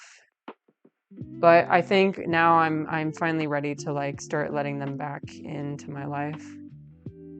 Like it's an ego thing, right? So I'm ready to let my ego go. And fun fact, the Chinese people who migrated to the US during the 20s, during the construction of the American Railroad, did not speak Mandarin. Most of them spoke. Do you mean to say Taiwanese? Or Taishanese? I actually don't know what that is. Is that a city in China? Unless you meant to say Taiwanese.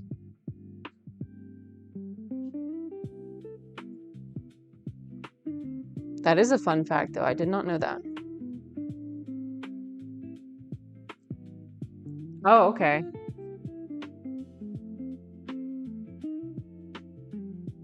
Taishanese. Is that like a regional dialect? Sounds like a regional dialect.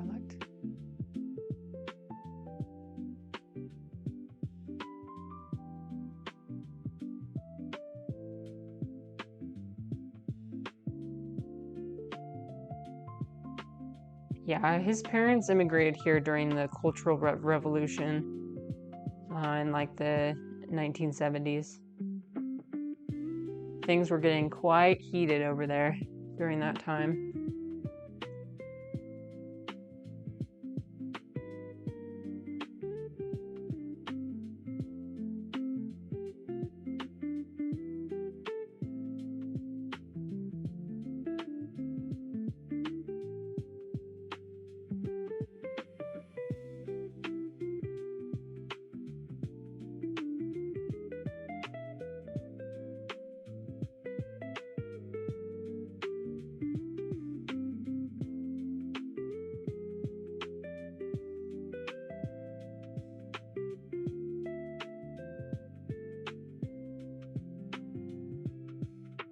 It's one of the 6 major Chinese languages that existed before they all got assimilated into Mandarin.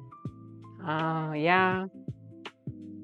Yeah, that's definitely what the current Chinese administration is trying to do, is a little bit of cultural erasure. Just some light cultural erasure. I will say, like, in China today, like, you do still have regional dialects.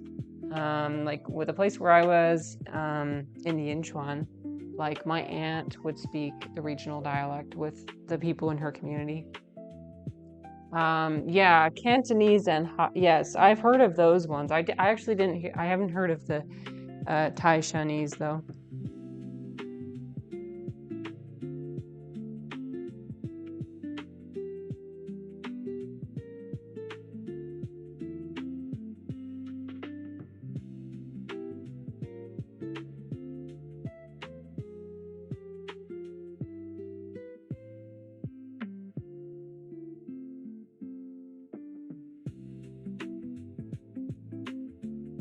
Yeah, we have some members of our family that speak Cantonese.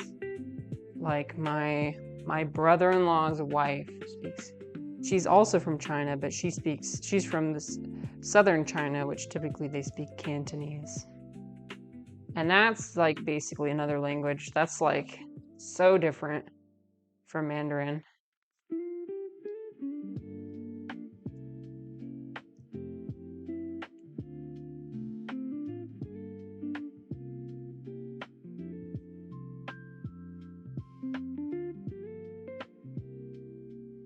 In the movie Sinners, the Chinese characters don't speak Mandarin, they're speaking Taishanese. Oh, interesting. I haven't seen that movie, but that's cool. I wonder if, well, no, never mind.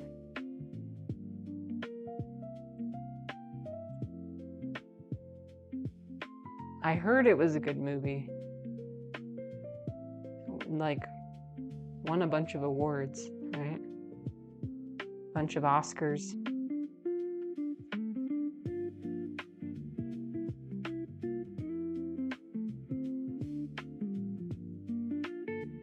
Okay, we might not end up having too much surplus of meat, which is good. I was really worried. I was like, we're gonna have way too much meat for this, but we're fine. You liked it? Ah, good. Oops. Part of it squished out. I'm trying to fill them as much as I can, but when you overfill it, then it just kind of squishes everywhere.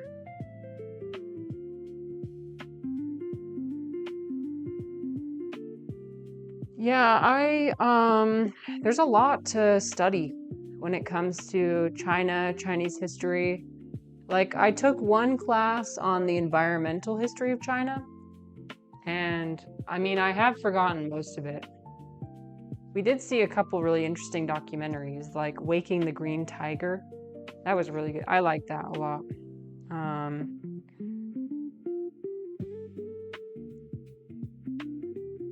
It was about the birth of the environmental movement in the, I want to say the 90s. There was a new policy that was released. I mean, like during the time of Deng Xiaoping, I'm not sure if he was responsible or something, but there was the creation of an environmental protection agency, and like certain policies that would allow for people to protest the creation of a dam. And so people protested this dam that was going to displace a lot of people from their homes, like people from their villages. And so it was like a success story of like people like having almost a sense of democracy. Like it was the beginnings of what the closest China's ever been to having democracy. I mean, since then I'm not sure if those policies still exist, but it did happen during that time. So there was one small win. I think some of these policies were rolled back as time went on. 1,000 Flower Campaign. No, I haven't seen that one. The Last Chinese Fact. Mao Zedong spoke Mandarin with a heavy Qiang accent. It was very hard to understand him at times. You know so much about... Wait, how do you know so much about Chinese facts? I did not know that. I haven't actually heard him speak before. Interesting guy, that guy. He always had to do something big. Never something small, always big. Whether it be big, sweeping change for good, or big, catastrophic disaster.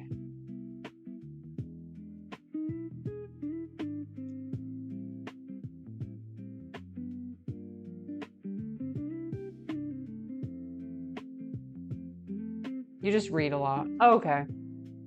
Just read. You're just very educated.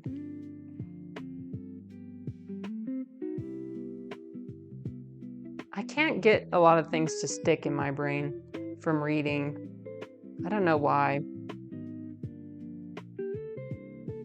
Maybe it's because I have to personally care about the material I'm reading, or like have a personal connection.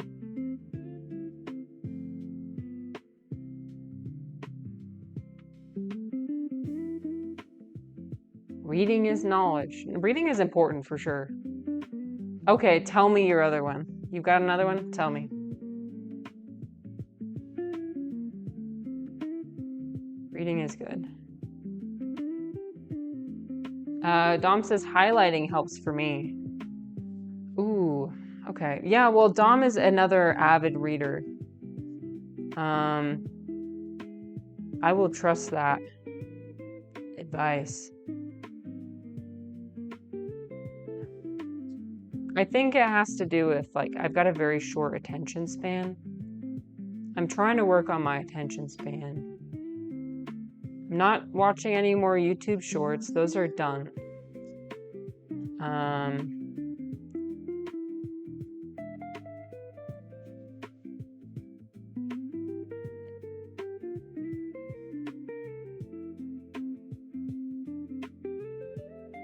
I have highlighter stains all over my bed. Damn.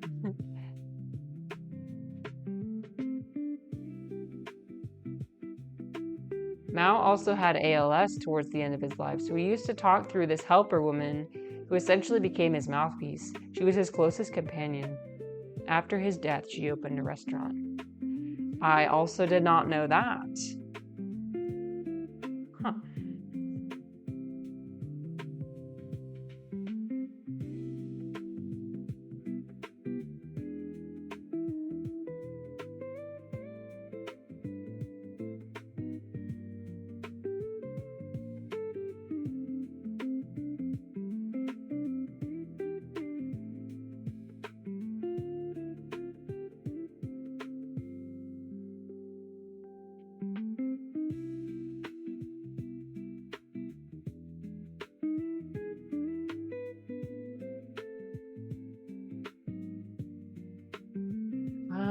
What do you think I should do with the leftover chicken? I'm not sure what I should do. It's like stir fry it with something, maybe? I'm sure my husband could find a use for it. If not, then I'll just compost it. I feel less bad if I throw it in the composter. I really don't want to waste. I really don't like wasting meat. Meat is the thing you don't want to waste. I don't feel bad that much about wasting like plants, something that requires a lot less water and a lot less resources to create. But meat is one of those things you don't want to waste.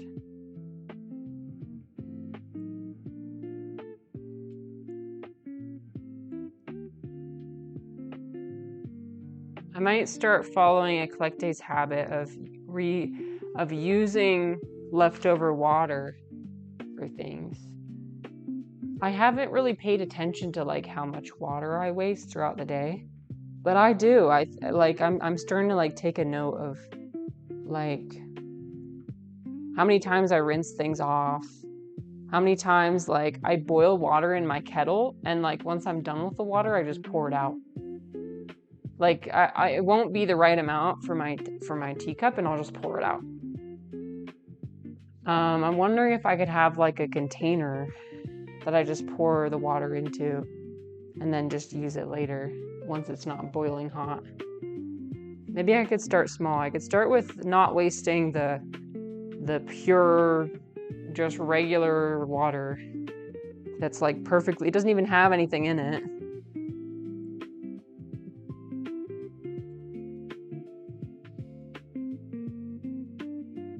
Okay, this is the last one, you guys. This is the final wonton. Okay. Final dumpling, I mean. Final wonton dumpling. We're already a fusion household. You know, it is what it is. Yay, we did it. Wait, I kind of want to use this one. I genuinely thought we were going to have way too many wrappers. But I'm going to use this one. Have one more. Because usually I end up with way too many wrappers after using all the filling. I'm just gonna have this kind of janky one with crispy edges. Yeah, it's fine. Look, see? Perfect. Luther says, I'm not as mindful as you guys. I try not to waste stuff. What you guys do is commendable, though. Well, there's no need to compare. I mean, like, this is something I've been working on for, like, years and years. Like probably since, like, it's been something that's been important to me for a really long time, is, like, environmentalism, like, caring about my impact on the environment. And so, like, you can just make, like, tiny little changes over time.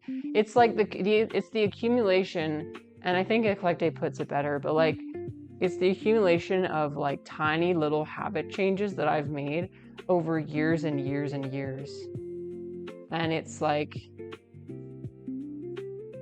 hi, Orange, what's up? Yeah, we made dumplings. It was going to be wontons, but I accidentally bought the wrong casing, so that's what this is.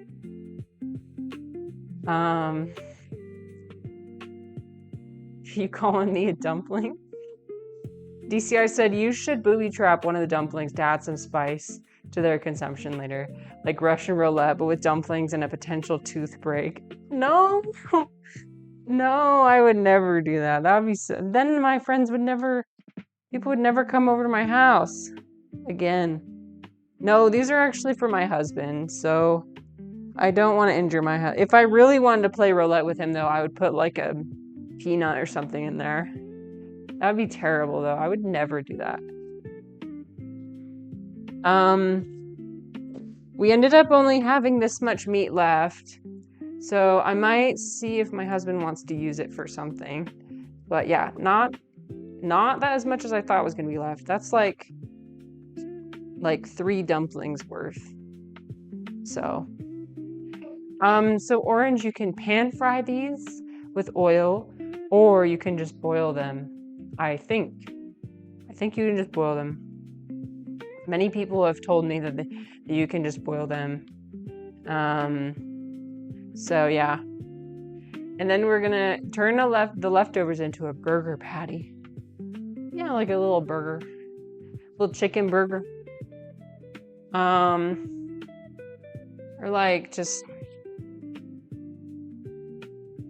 my husband could put it in his salad or something, I don't know. Yeah. Okay. Well, let's see. It's 3:44 right now. I could start, you know what? I might start making the other stuff. I was gonna make plant-based tacos or quesadillas, whatever, with black beans and mushrooms. So I think what we can do is we can do all the chopping and stuff. I might not show the whole process, but I'll show you all the ingredients that will be involved. Luther's gonna head to bed. Thank you. I hope you have a good night as well. Thank you so much for hanging out and chatting, and it was a pleasure to have you. Yeah. So what we do is we put this in the freezer. All of these for one husband? Yep. We put them in the freezer and he eats them over the span of like 3 months. And orange, this is only one of 2 trays. There's another tray that's filled with as many as this. So let's see, what was the total? 1, 2, 3, 4, 5, 6, 7, 8, 9, 10, 11, 12, 13, 14, 15, 16, 17, 18, 19, 20, 22, 25, 26, 27, 28, 29, 30, 31, 32, 33, 34, 35, 36, 37, 38, 39. We'll say like 40. Okay, so there were 80. So not quite 100, but like 80. That's close enough. But we did it. Yeah. Okay. Let me show you the ingredients. Here, let me put this away in my freezer. So we just freeze it like this, and then I put it into like a separate container, an airlock container once they're frozen. Okay, it's going in the freezer. I like to stack one on top of the other. Stack that on the top.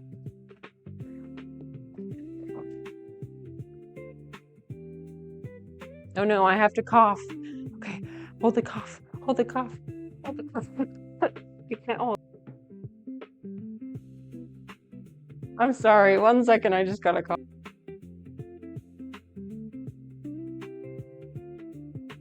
I didn't make it. I'm sorry. You just heard me like choking in the back. I'm fine. I just had a tickle in my throat. You can't hold your cough. Orange said, is there a food your mom cooked or dad with as much dedication? My mom cooked dinner a lot of the time, like several times a week. But nothing to this scale. I learned this type of dedication from my mother-in-law. She's always in the kitchen, always cooking stuff, because like Chinese food is... I got a cough again.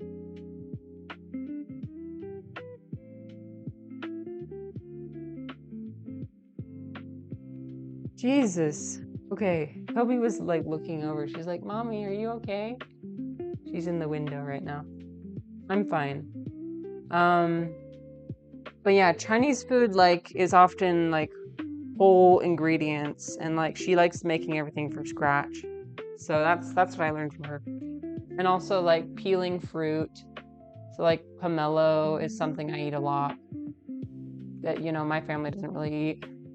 But that requires like a lot of just sitting and peeling.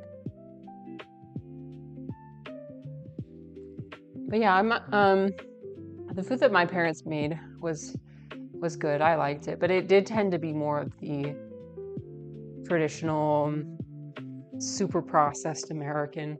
My mom made plenty of things from scratch, but we had hamburger helper a lot of the time. Hamburger helper, or like potatoes and hamburger, a lot of hamburger. First of all, because we could afford, that's what we could afford. Because like raising 4 kids, it's a lot of money. So hamburger helper, potatoes and hamburger tacos, and like chicken, and then hamburgers, and like actual hamburgers, pizza. I think at one point we did have hamburgers on the pizza. Yeah, if I recall.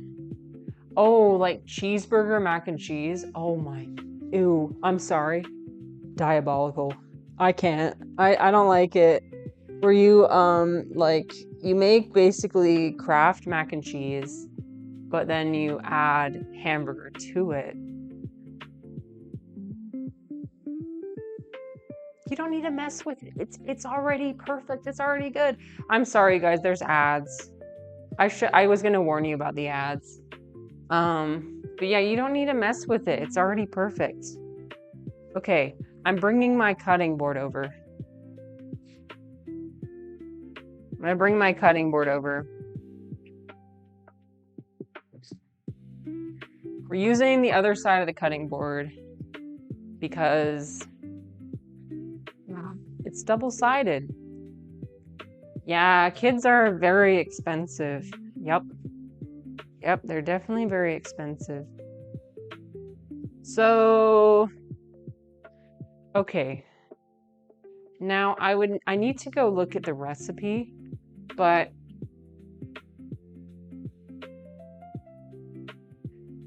here's the ingredients I know of. Black beans, I've got my mushrooms, and of course I got this is a chef's mix. So it has chestnut mushroom. I love chestnut mushrooms so much. Let me show you the beautiful. Chestnut are my favorite edible mushroom so far. I haven't tried any of the ones you can go forage for yet, but soon I will. Just so amazing. Okay, look at this. The beautiful orange color. You see these? Oh, it's not focusing. You see those? And they've got the little white flecks on the top. Their texture is just so good. Super meaty mushroom. And then it also came with, I know this, Pio. These are Pio mushrooms. And they also taste really good too. It's just like the chestnut is so much more present. You know what you see the difference? Like it just looks so bright and tasty and delicious. So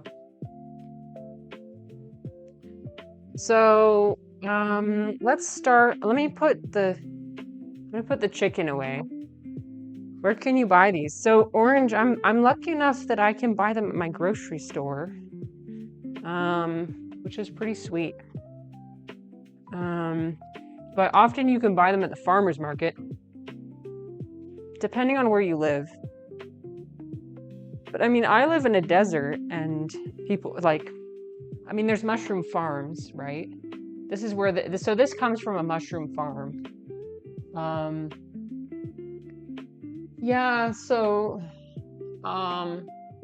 you typically only find them probably in like a local a grocery store that brings in products from local farms. So we have a grocery store called Harmon's that's really good, and it brings in. Have you visited mushroom? No, but I want to. I thought about maybe one day working on a mushroom farm. We'll see. But I might. I already do enjoy mushroom cultivation. I've grown mushrooms before. I loved every step of that. Yeah, that was fun.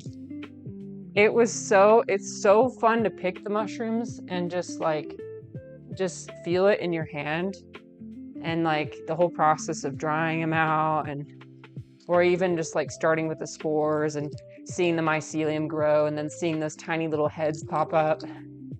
And then they grow into a big, firm mushroom.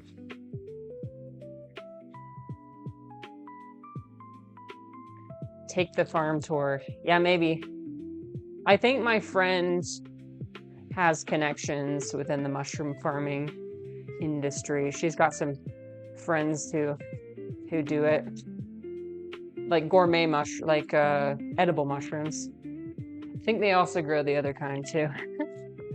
Because she got some of the other kind from them too. Okay, I'm peeling out the garlic off screen. I'm just gonna peel the garlic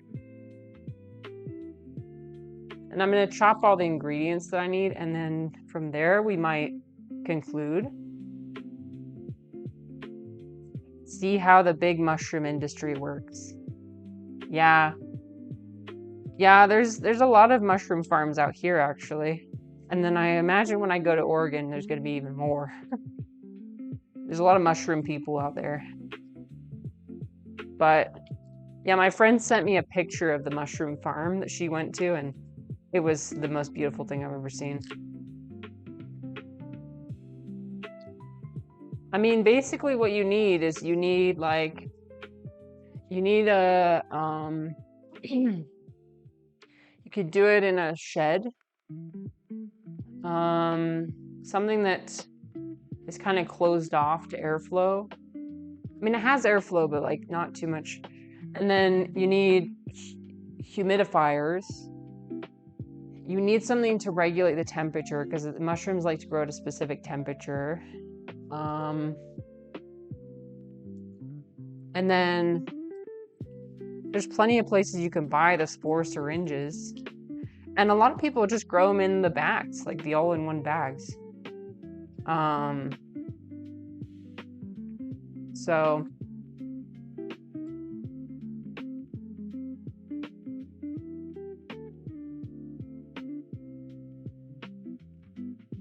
all right, I'm gonna do this many cloves of garlic, however many this is.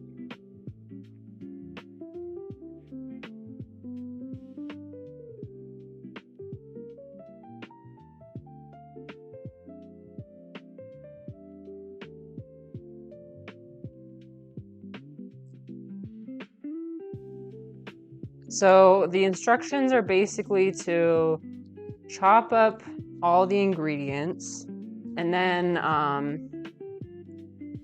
stir fry them in a pan, and then add them to, so I got some tortillas, like some corn tortillas, add them to the tortillas, put some cheese in the middle, and then you actually bake them in the oven, which will be interesting. So you don't like pan fry them or anything. You just put the oil on the big pan and then just put it in the oven. So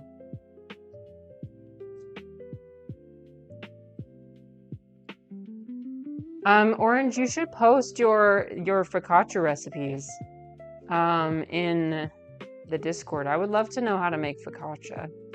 I've always wanted to, or if you haven't, so you strikes me as somebody who cooks a lot. I would love to know what kind of stuff you make as far as food goes.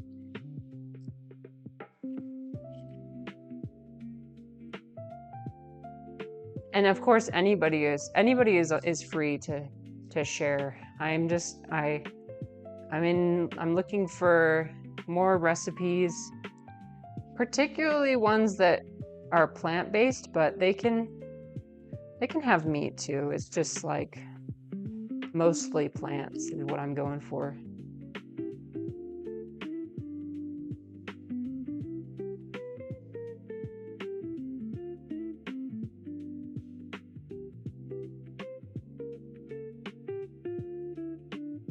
But yeah, my friends are coming over. I'm gonna try not to be a snob.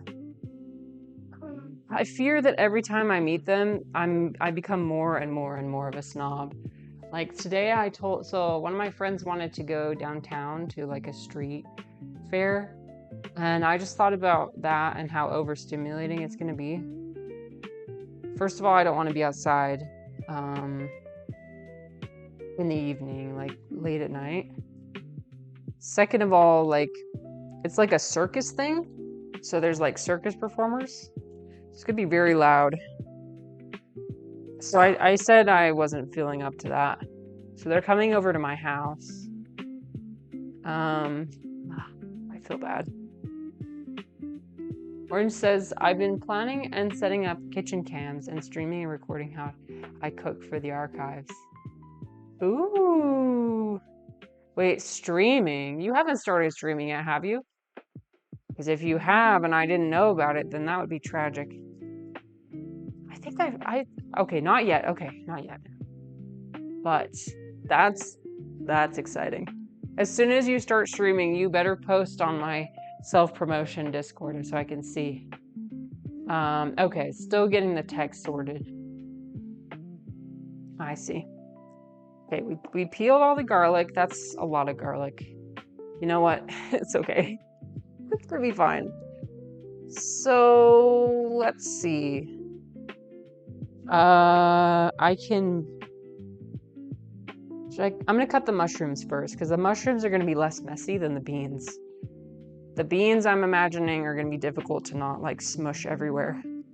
So we're gonna cut all the mushrooms and put them in a separate bowl. Because like the video, what she did was she put them into the food processor and had the food processor chop them. So I'm just doing what a food processor would do, but manually. Got my bowl here. I'm just gonna like finely chop them. I love mincing things because it makes a nice uniform texture. I do not like different textures. Okay, here, look at, they're so bouncy. Do you see that? They're like so, yes, I love them. Okay, I'm just gonna stim to my mushrooms over here. Is there any habit doing things a certain way where you've changed and that you find hard to go back to? So any habit, so let me see if I got this right. So you're asking, is there a habit I've made that I'm glad I changed? And I can't see myself ever doing that again.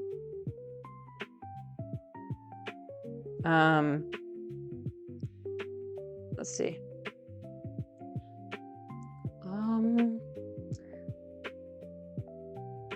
I think there's a lot of things that I have changed over time, like things I used to do. I think the biggest thing is probably my diet. My diet has definitely changed a lot over the years. Like when I first met my husband, all I would eat would be like boxed mac and cheese and like pasta, like Alfredo pasta. I would eat for weeks at a time.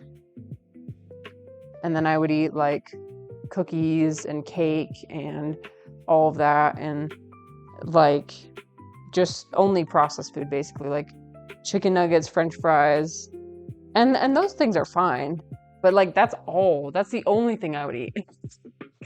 I ate like a teenager until I was like 23.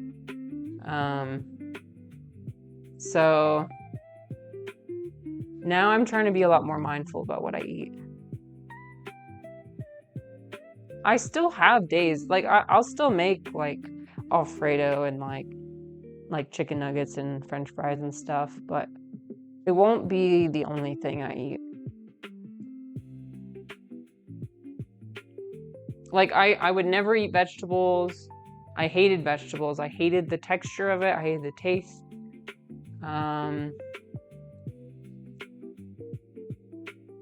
I still kind of don't like the taste very much, but I found ways to like mask the taste usually.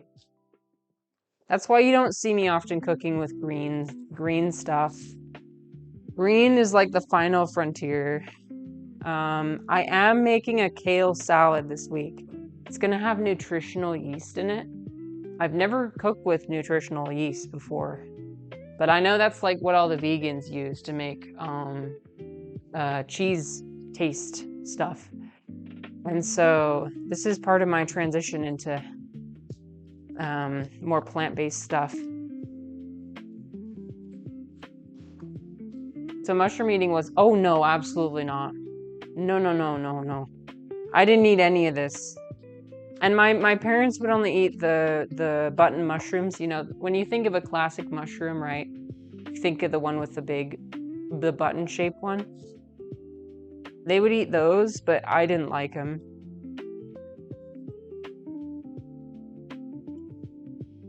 I didn't eat that much fruit. The only fruit I ate was like apples. I didn't eat vegetables. My dad doesn't eat vegetables. He doesn't like them. But I think honestly the reason why is because Americans often don't know how to cook vegetables. Like that's just what it is. They don't know how to use spices. They don't know, like often they'll just eat raw vegetables. Like my mother-in-law is sometimes appalled or was appalled at like the way I would eat just like salad or like carrots like raw, you know, because in China they cook all their vegetables. Did you ever try how do you pronounce that? Satan?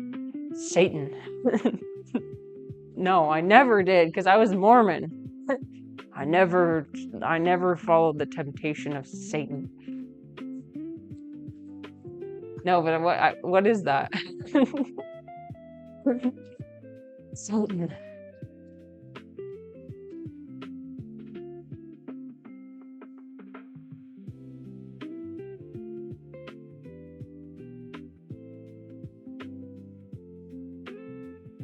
What about you? What's your answer to the question you asked, if you don't mind sharing with the class?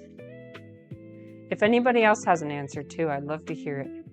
What's one habit that you have changed that you just can't believe now? Like, I can't believe I ever did that.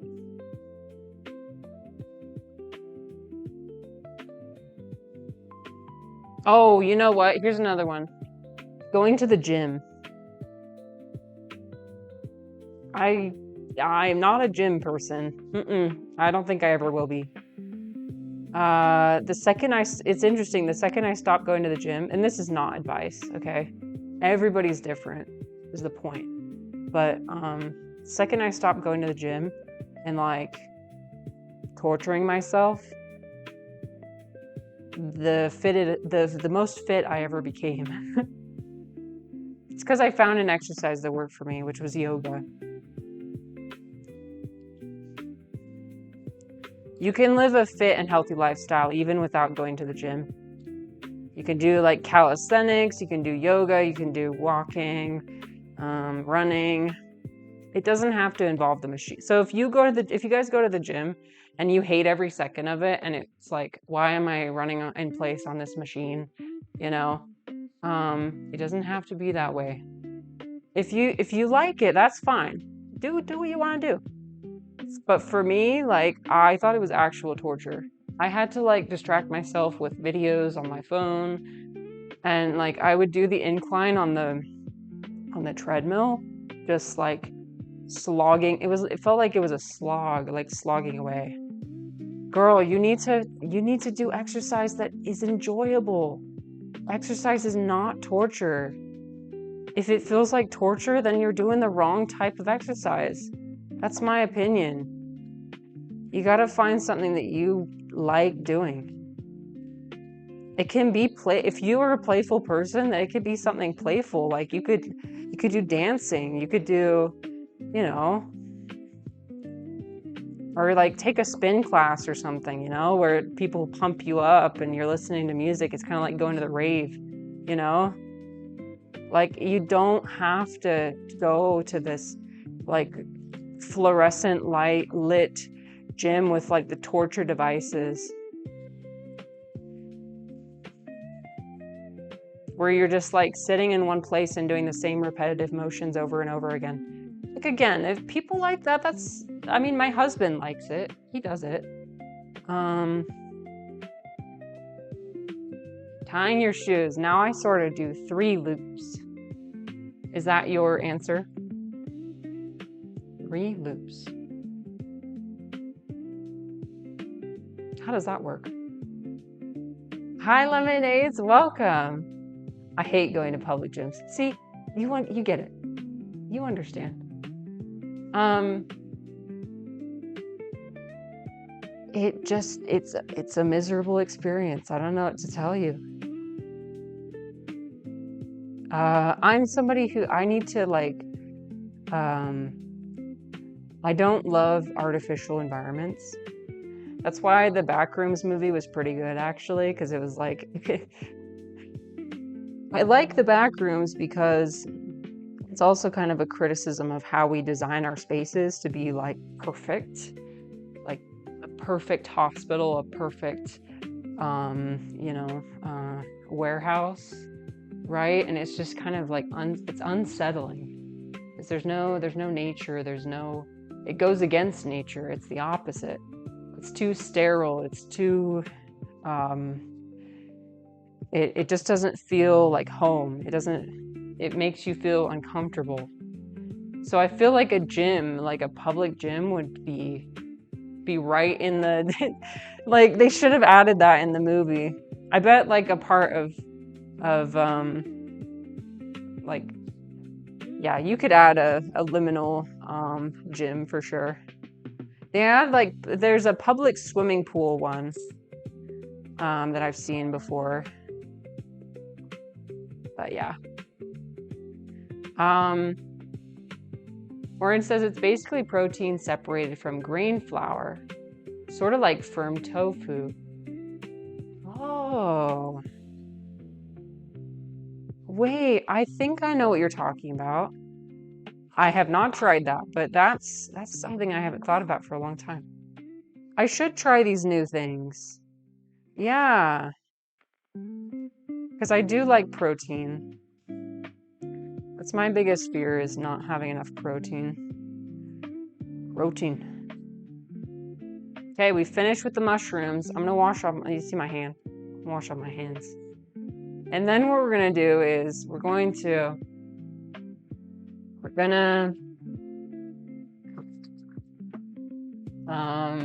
drain the beans. So I think what I'll do is maybe I'll turn the camera around so you can see me doing the beans. So you don't feel left out. It will be in the small camera though, so. Yeah, here are the beans. I'm just gonna open them. So Orange, right now I'm making plant-based quesadillas. So black beans, mushrooms, garlic, and cheese, which again, like plant-based just means like plants first, like main component is plants. So like if you want to include cheese, you can. And like I got some tortillas that I'm gonna use. So we're cutting all the ingredients, and then we're gonna stir fry it in some oil and all this garlic right here. The reason why I peeled so much garlic is because I'm terrified of it being bland. So this is probably way too much, but whatever.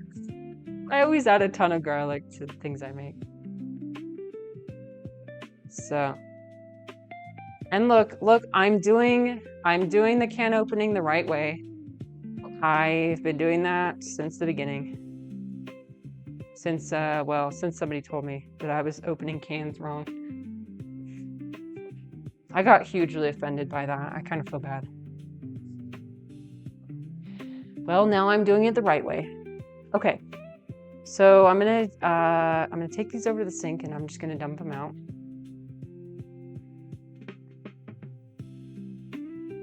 Let me find and again, if I was more resourceful, I would use the bean water for something else. We're not at that stage yet.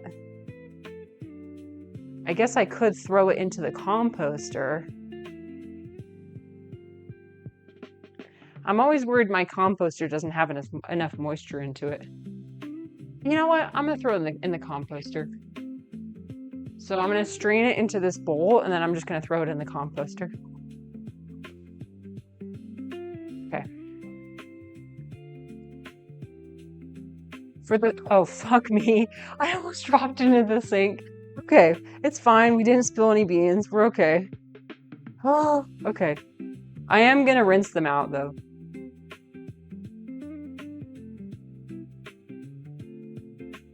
Actually, let me put the second can in before I do that. Okay. we go.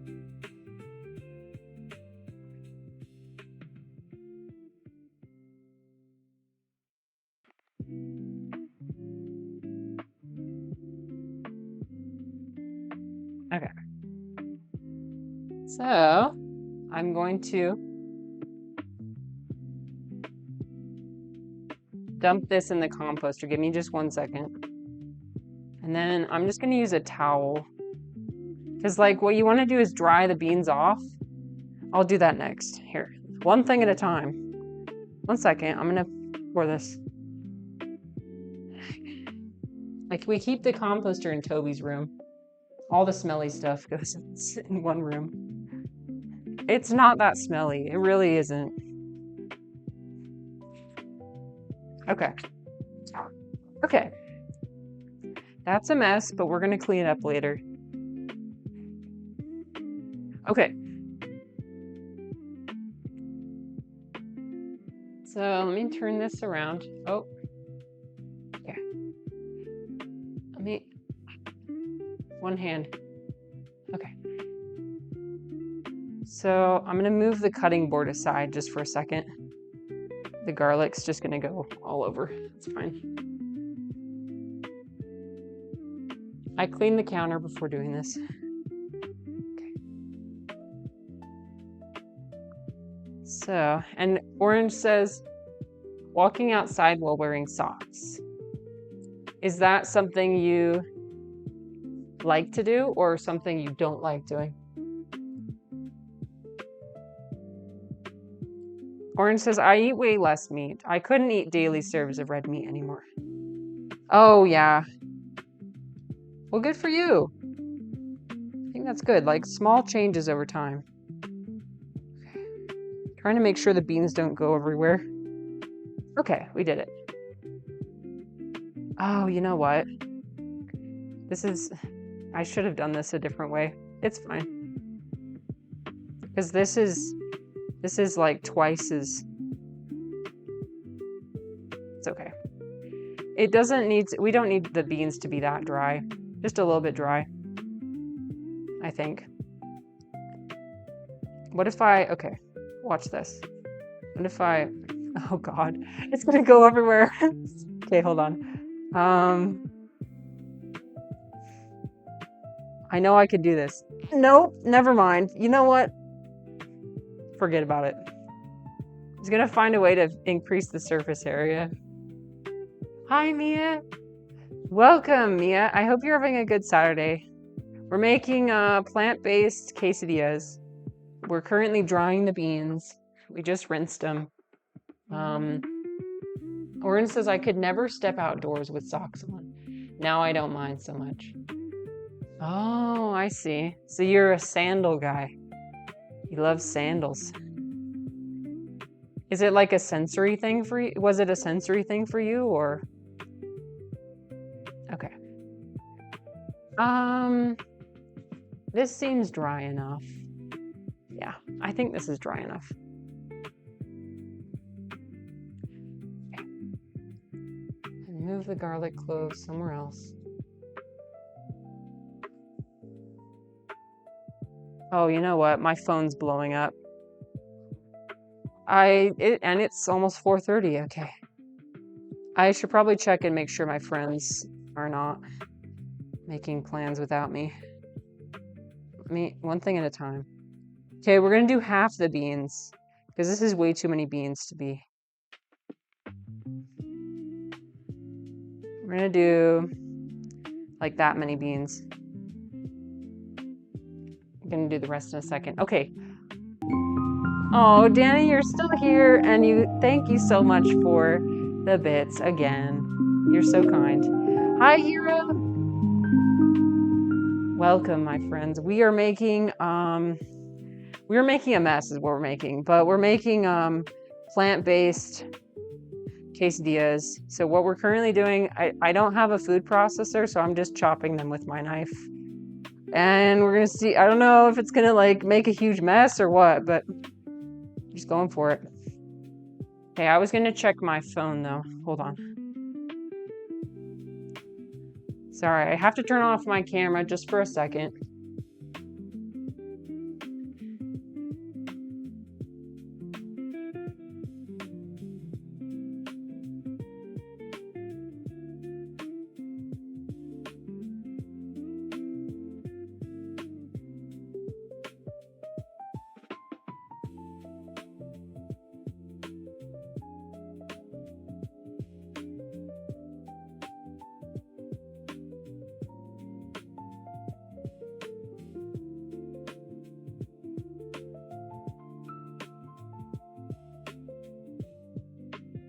I was just telling him to come over anytime after 5.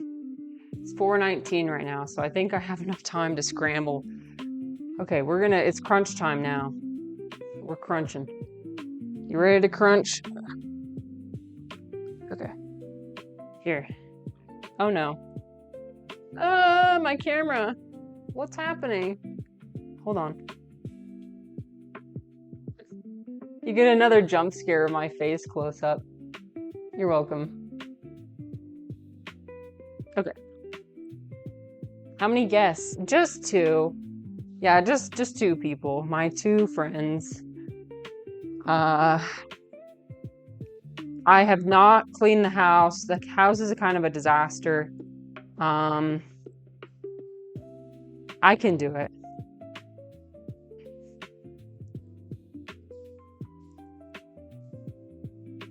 I'm pretty good at crunching. As a procrastinator, constant procrastinator, I'm pretty good at crunching. You guys procrastinate stuff? I am always leaving everything to the very last second.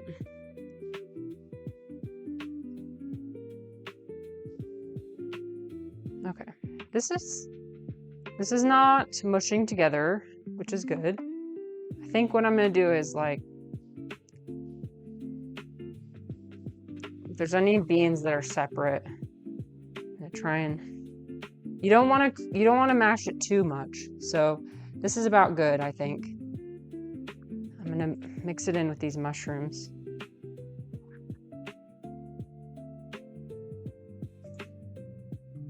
Oops. There's beans all over the floor. Lemon said procrastination is my number 1 hobby. Yep. I can understand that. It would be so much easier if we just did everything the way it's supposed to be done. Like write papers by... Like all my semester papers, I save for the last 2 weeks of class. And if I just started working on my thesis in the stages that I was supposed to, the professor gave us deadlines for things okay, you should be done with this by now. You should be done with outlining by now. You should be done with... And somebody like me is rookie numbers. I can crank out the paper in 4 days. And I did. Actually, it was more like a week. I'm not one of the 4 days people, but I am a 1 week. Give me 1 week and I'll do it. It was a 25-page paper. So not bad.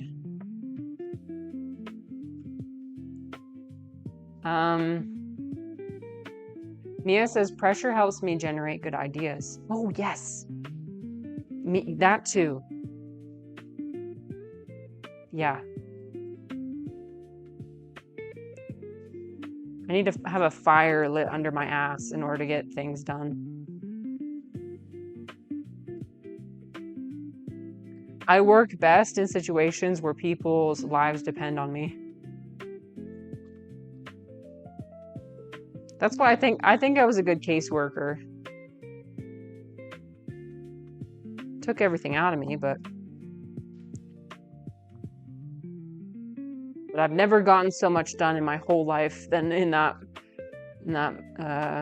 job. Okay. There's a bunch of whole beans. It doesn't really matter. Just gonna throw them in.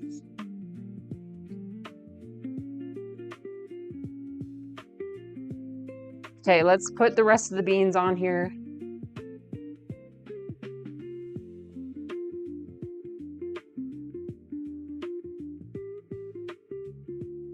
So I'm sorry, you guys. You're not going to be able to see the finished product of anything.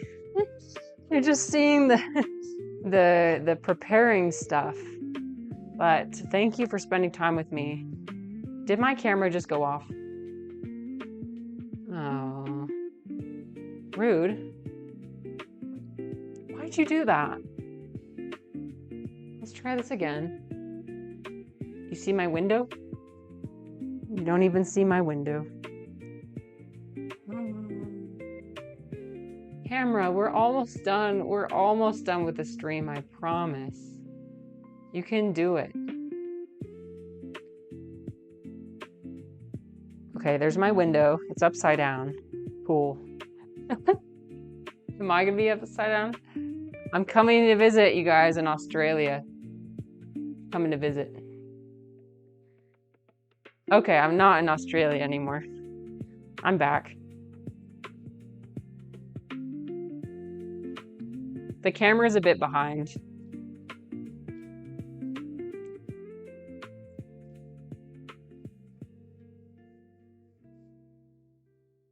My back is a bit stiff.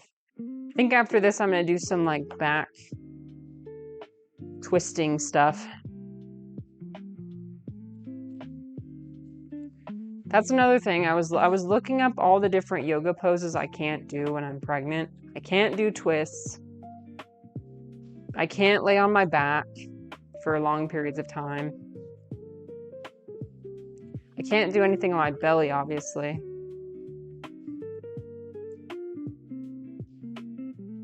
Is this going to be a meal for you and your friends? Yes, it is. Yep, I'm going to make guacamole as well. And we got salsa. I mean, it's not like a full meal, but it's like a little thing when we drink our wine, have a little something to eat. So I'm not going to drink that much tonight, though. I already kind of said I wasn't going to drink anymore.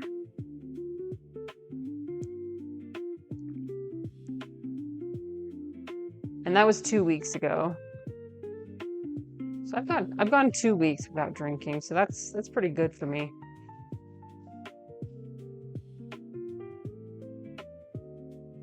So if I just have like a glass of wine with my friends, I don't see any problem.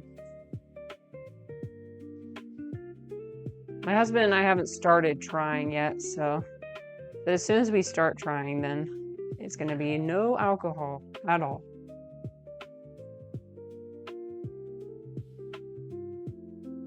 Yeah. First of all, going out is really expensive. Like, who can afford eating at a restaurant? And second, like, I prefer having people at my house because it's so much quieter. And we can actually have good conversations. Like, usually whenever they want to go to like a trendy bar or something, we have to like yell over each other to hear. And I don't know, I'm just at the stage where I just want to have nice, quiet, chill conversations. I fear that I am old.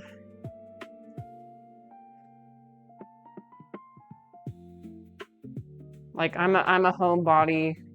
I don't like going out anymore. These are my friends we used to go to the club together a lot. So I feel bad now kind of telling him that I'm kind of done with that stage in my life. I've already made peace with it. Like, I'm not interested in going to the club. I'm not interested in going out past 9 p.m. And I'm not interested in drinking past 6 p.m. Like,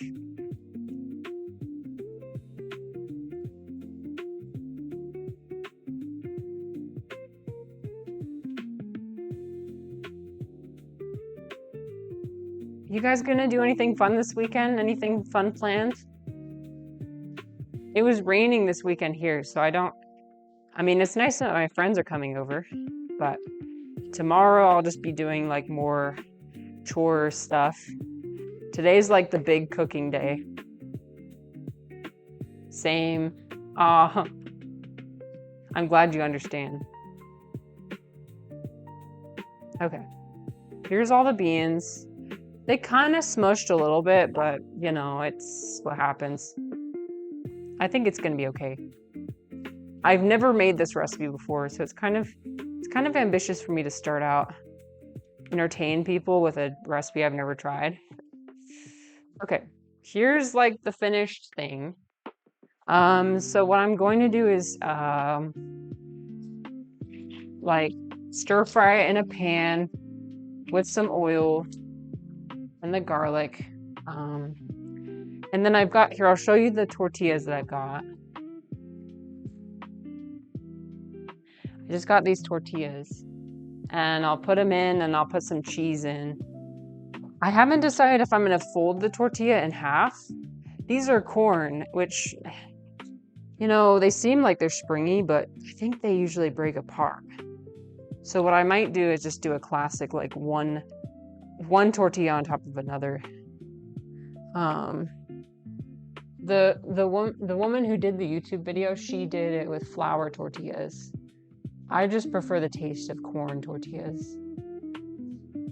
Lemon said, no big plans for the weekend. Spent most of the month visiting family in the Midwest and trying to take it easy for a couple days. Nice. Well, how was that?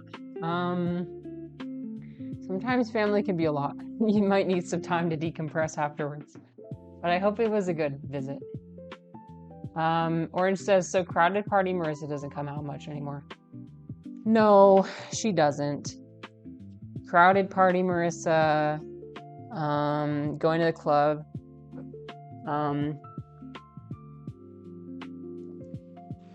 wearing a lot of makeup.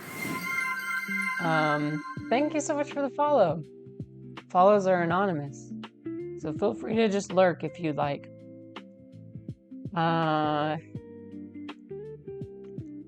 used to, like, when I went to the club, I would, like, go to the stage, because, like, there's this one gay club we used to go to, which gay clubs are the best for women to go to, because it's just safer, the community is better, yeah, so I'd, like, get up on stage and, like, dance. That was fun. Thinking back on it, it was probably a little bit embarrassing. I mean, I'd like make out with my husband too. If I went there, if I wasn't with my husband, it would probably be a different guy. Yeah, now that I think about it, I'm like, why did I do that? I don't know. I would get super, super drunk. I've never gotten drunk. Well, I have. I've gotten drunk to the point of blacking out for sure, but usually never when I went out with my friends. Lemon says, it was a lot. Very chaotic, but it's always a good way to see the difference in my quality of life. Oh, I see. I kind of feel the same way about when I visit my parents. I'm going to stir this up a bit. So it looks, you can see the mushrooms too. But yeah, I don't think I'll be doing anything else on stream today. Mostly because I need to clean everything up.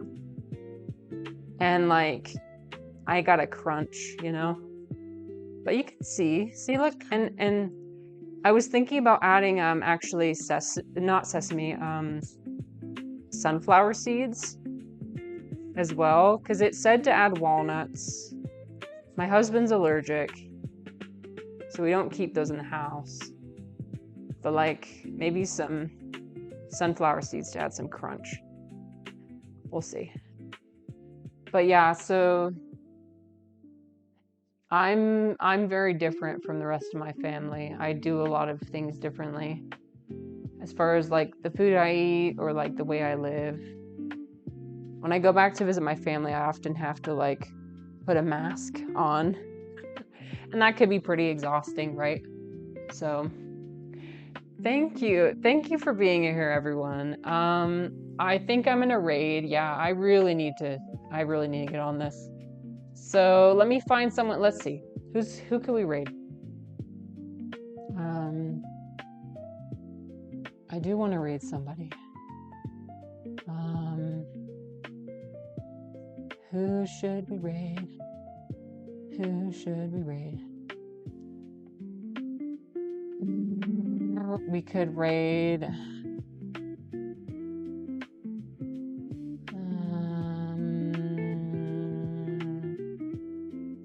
Having raid anxiety. Okay, I'm sorry. I can't raid today. I actually can't. I have to do this. The thought of like having to raid and then because I when I read, I don't want to read and run. I want to talk to the person. So I hope you all have a good night. Have a good weekend. I'll see you sometime next week. And yeah, thank you again, Lemon. It was really nice to talk to you today. I wish we could talk more about family stuff, because I think it's an interesting conversation. If I didn't have to go, then I would love to, but I do have to go. I've got like 20 minutes to do everything. So, okay, bye guys. See you.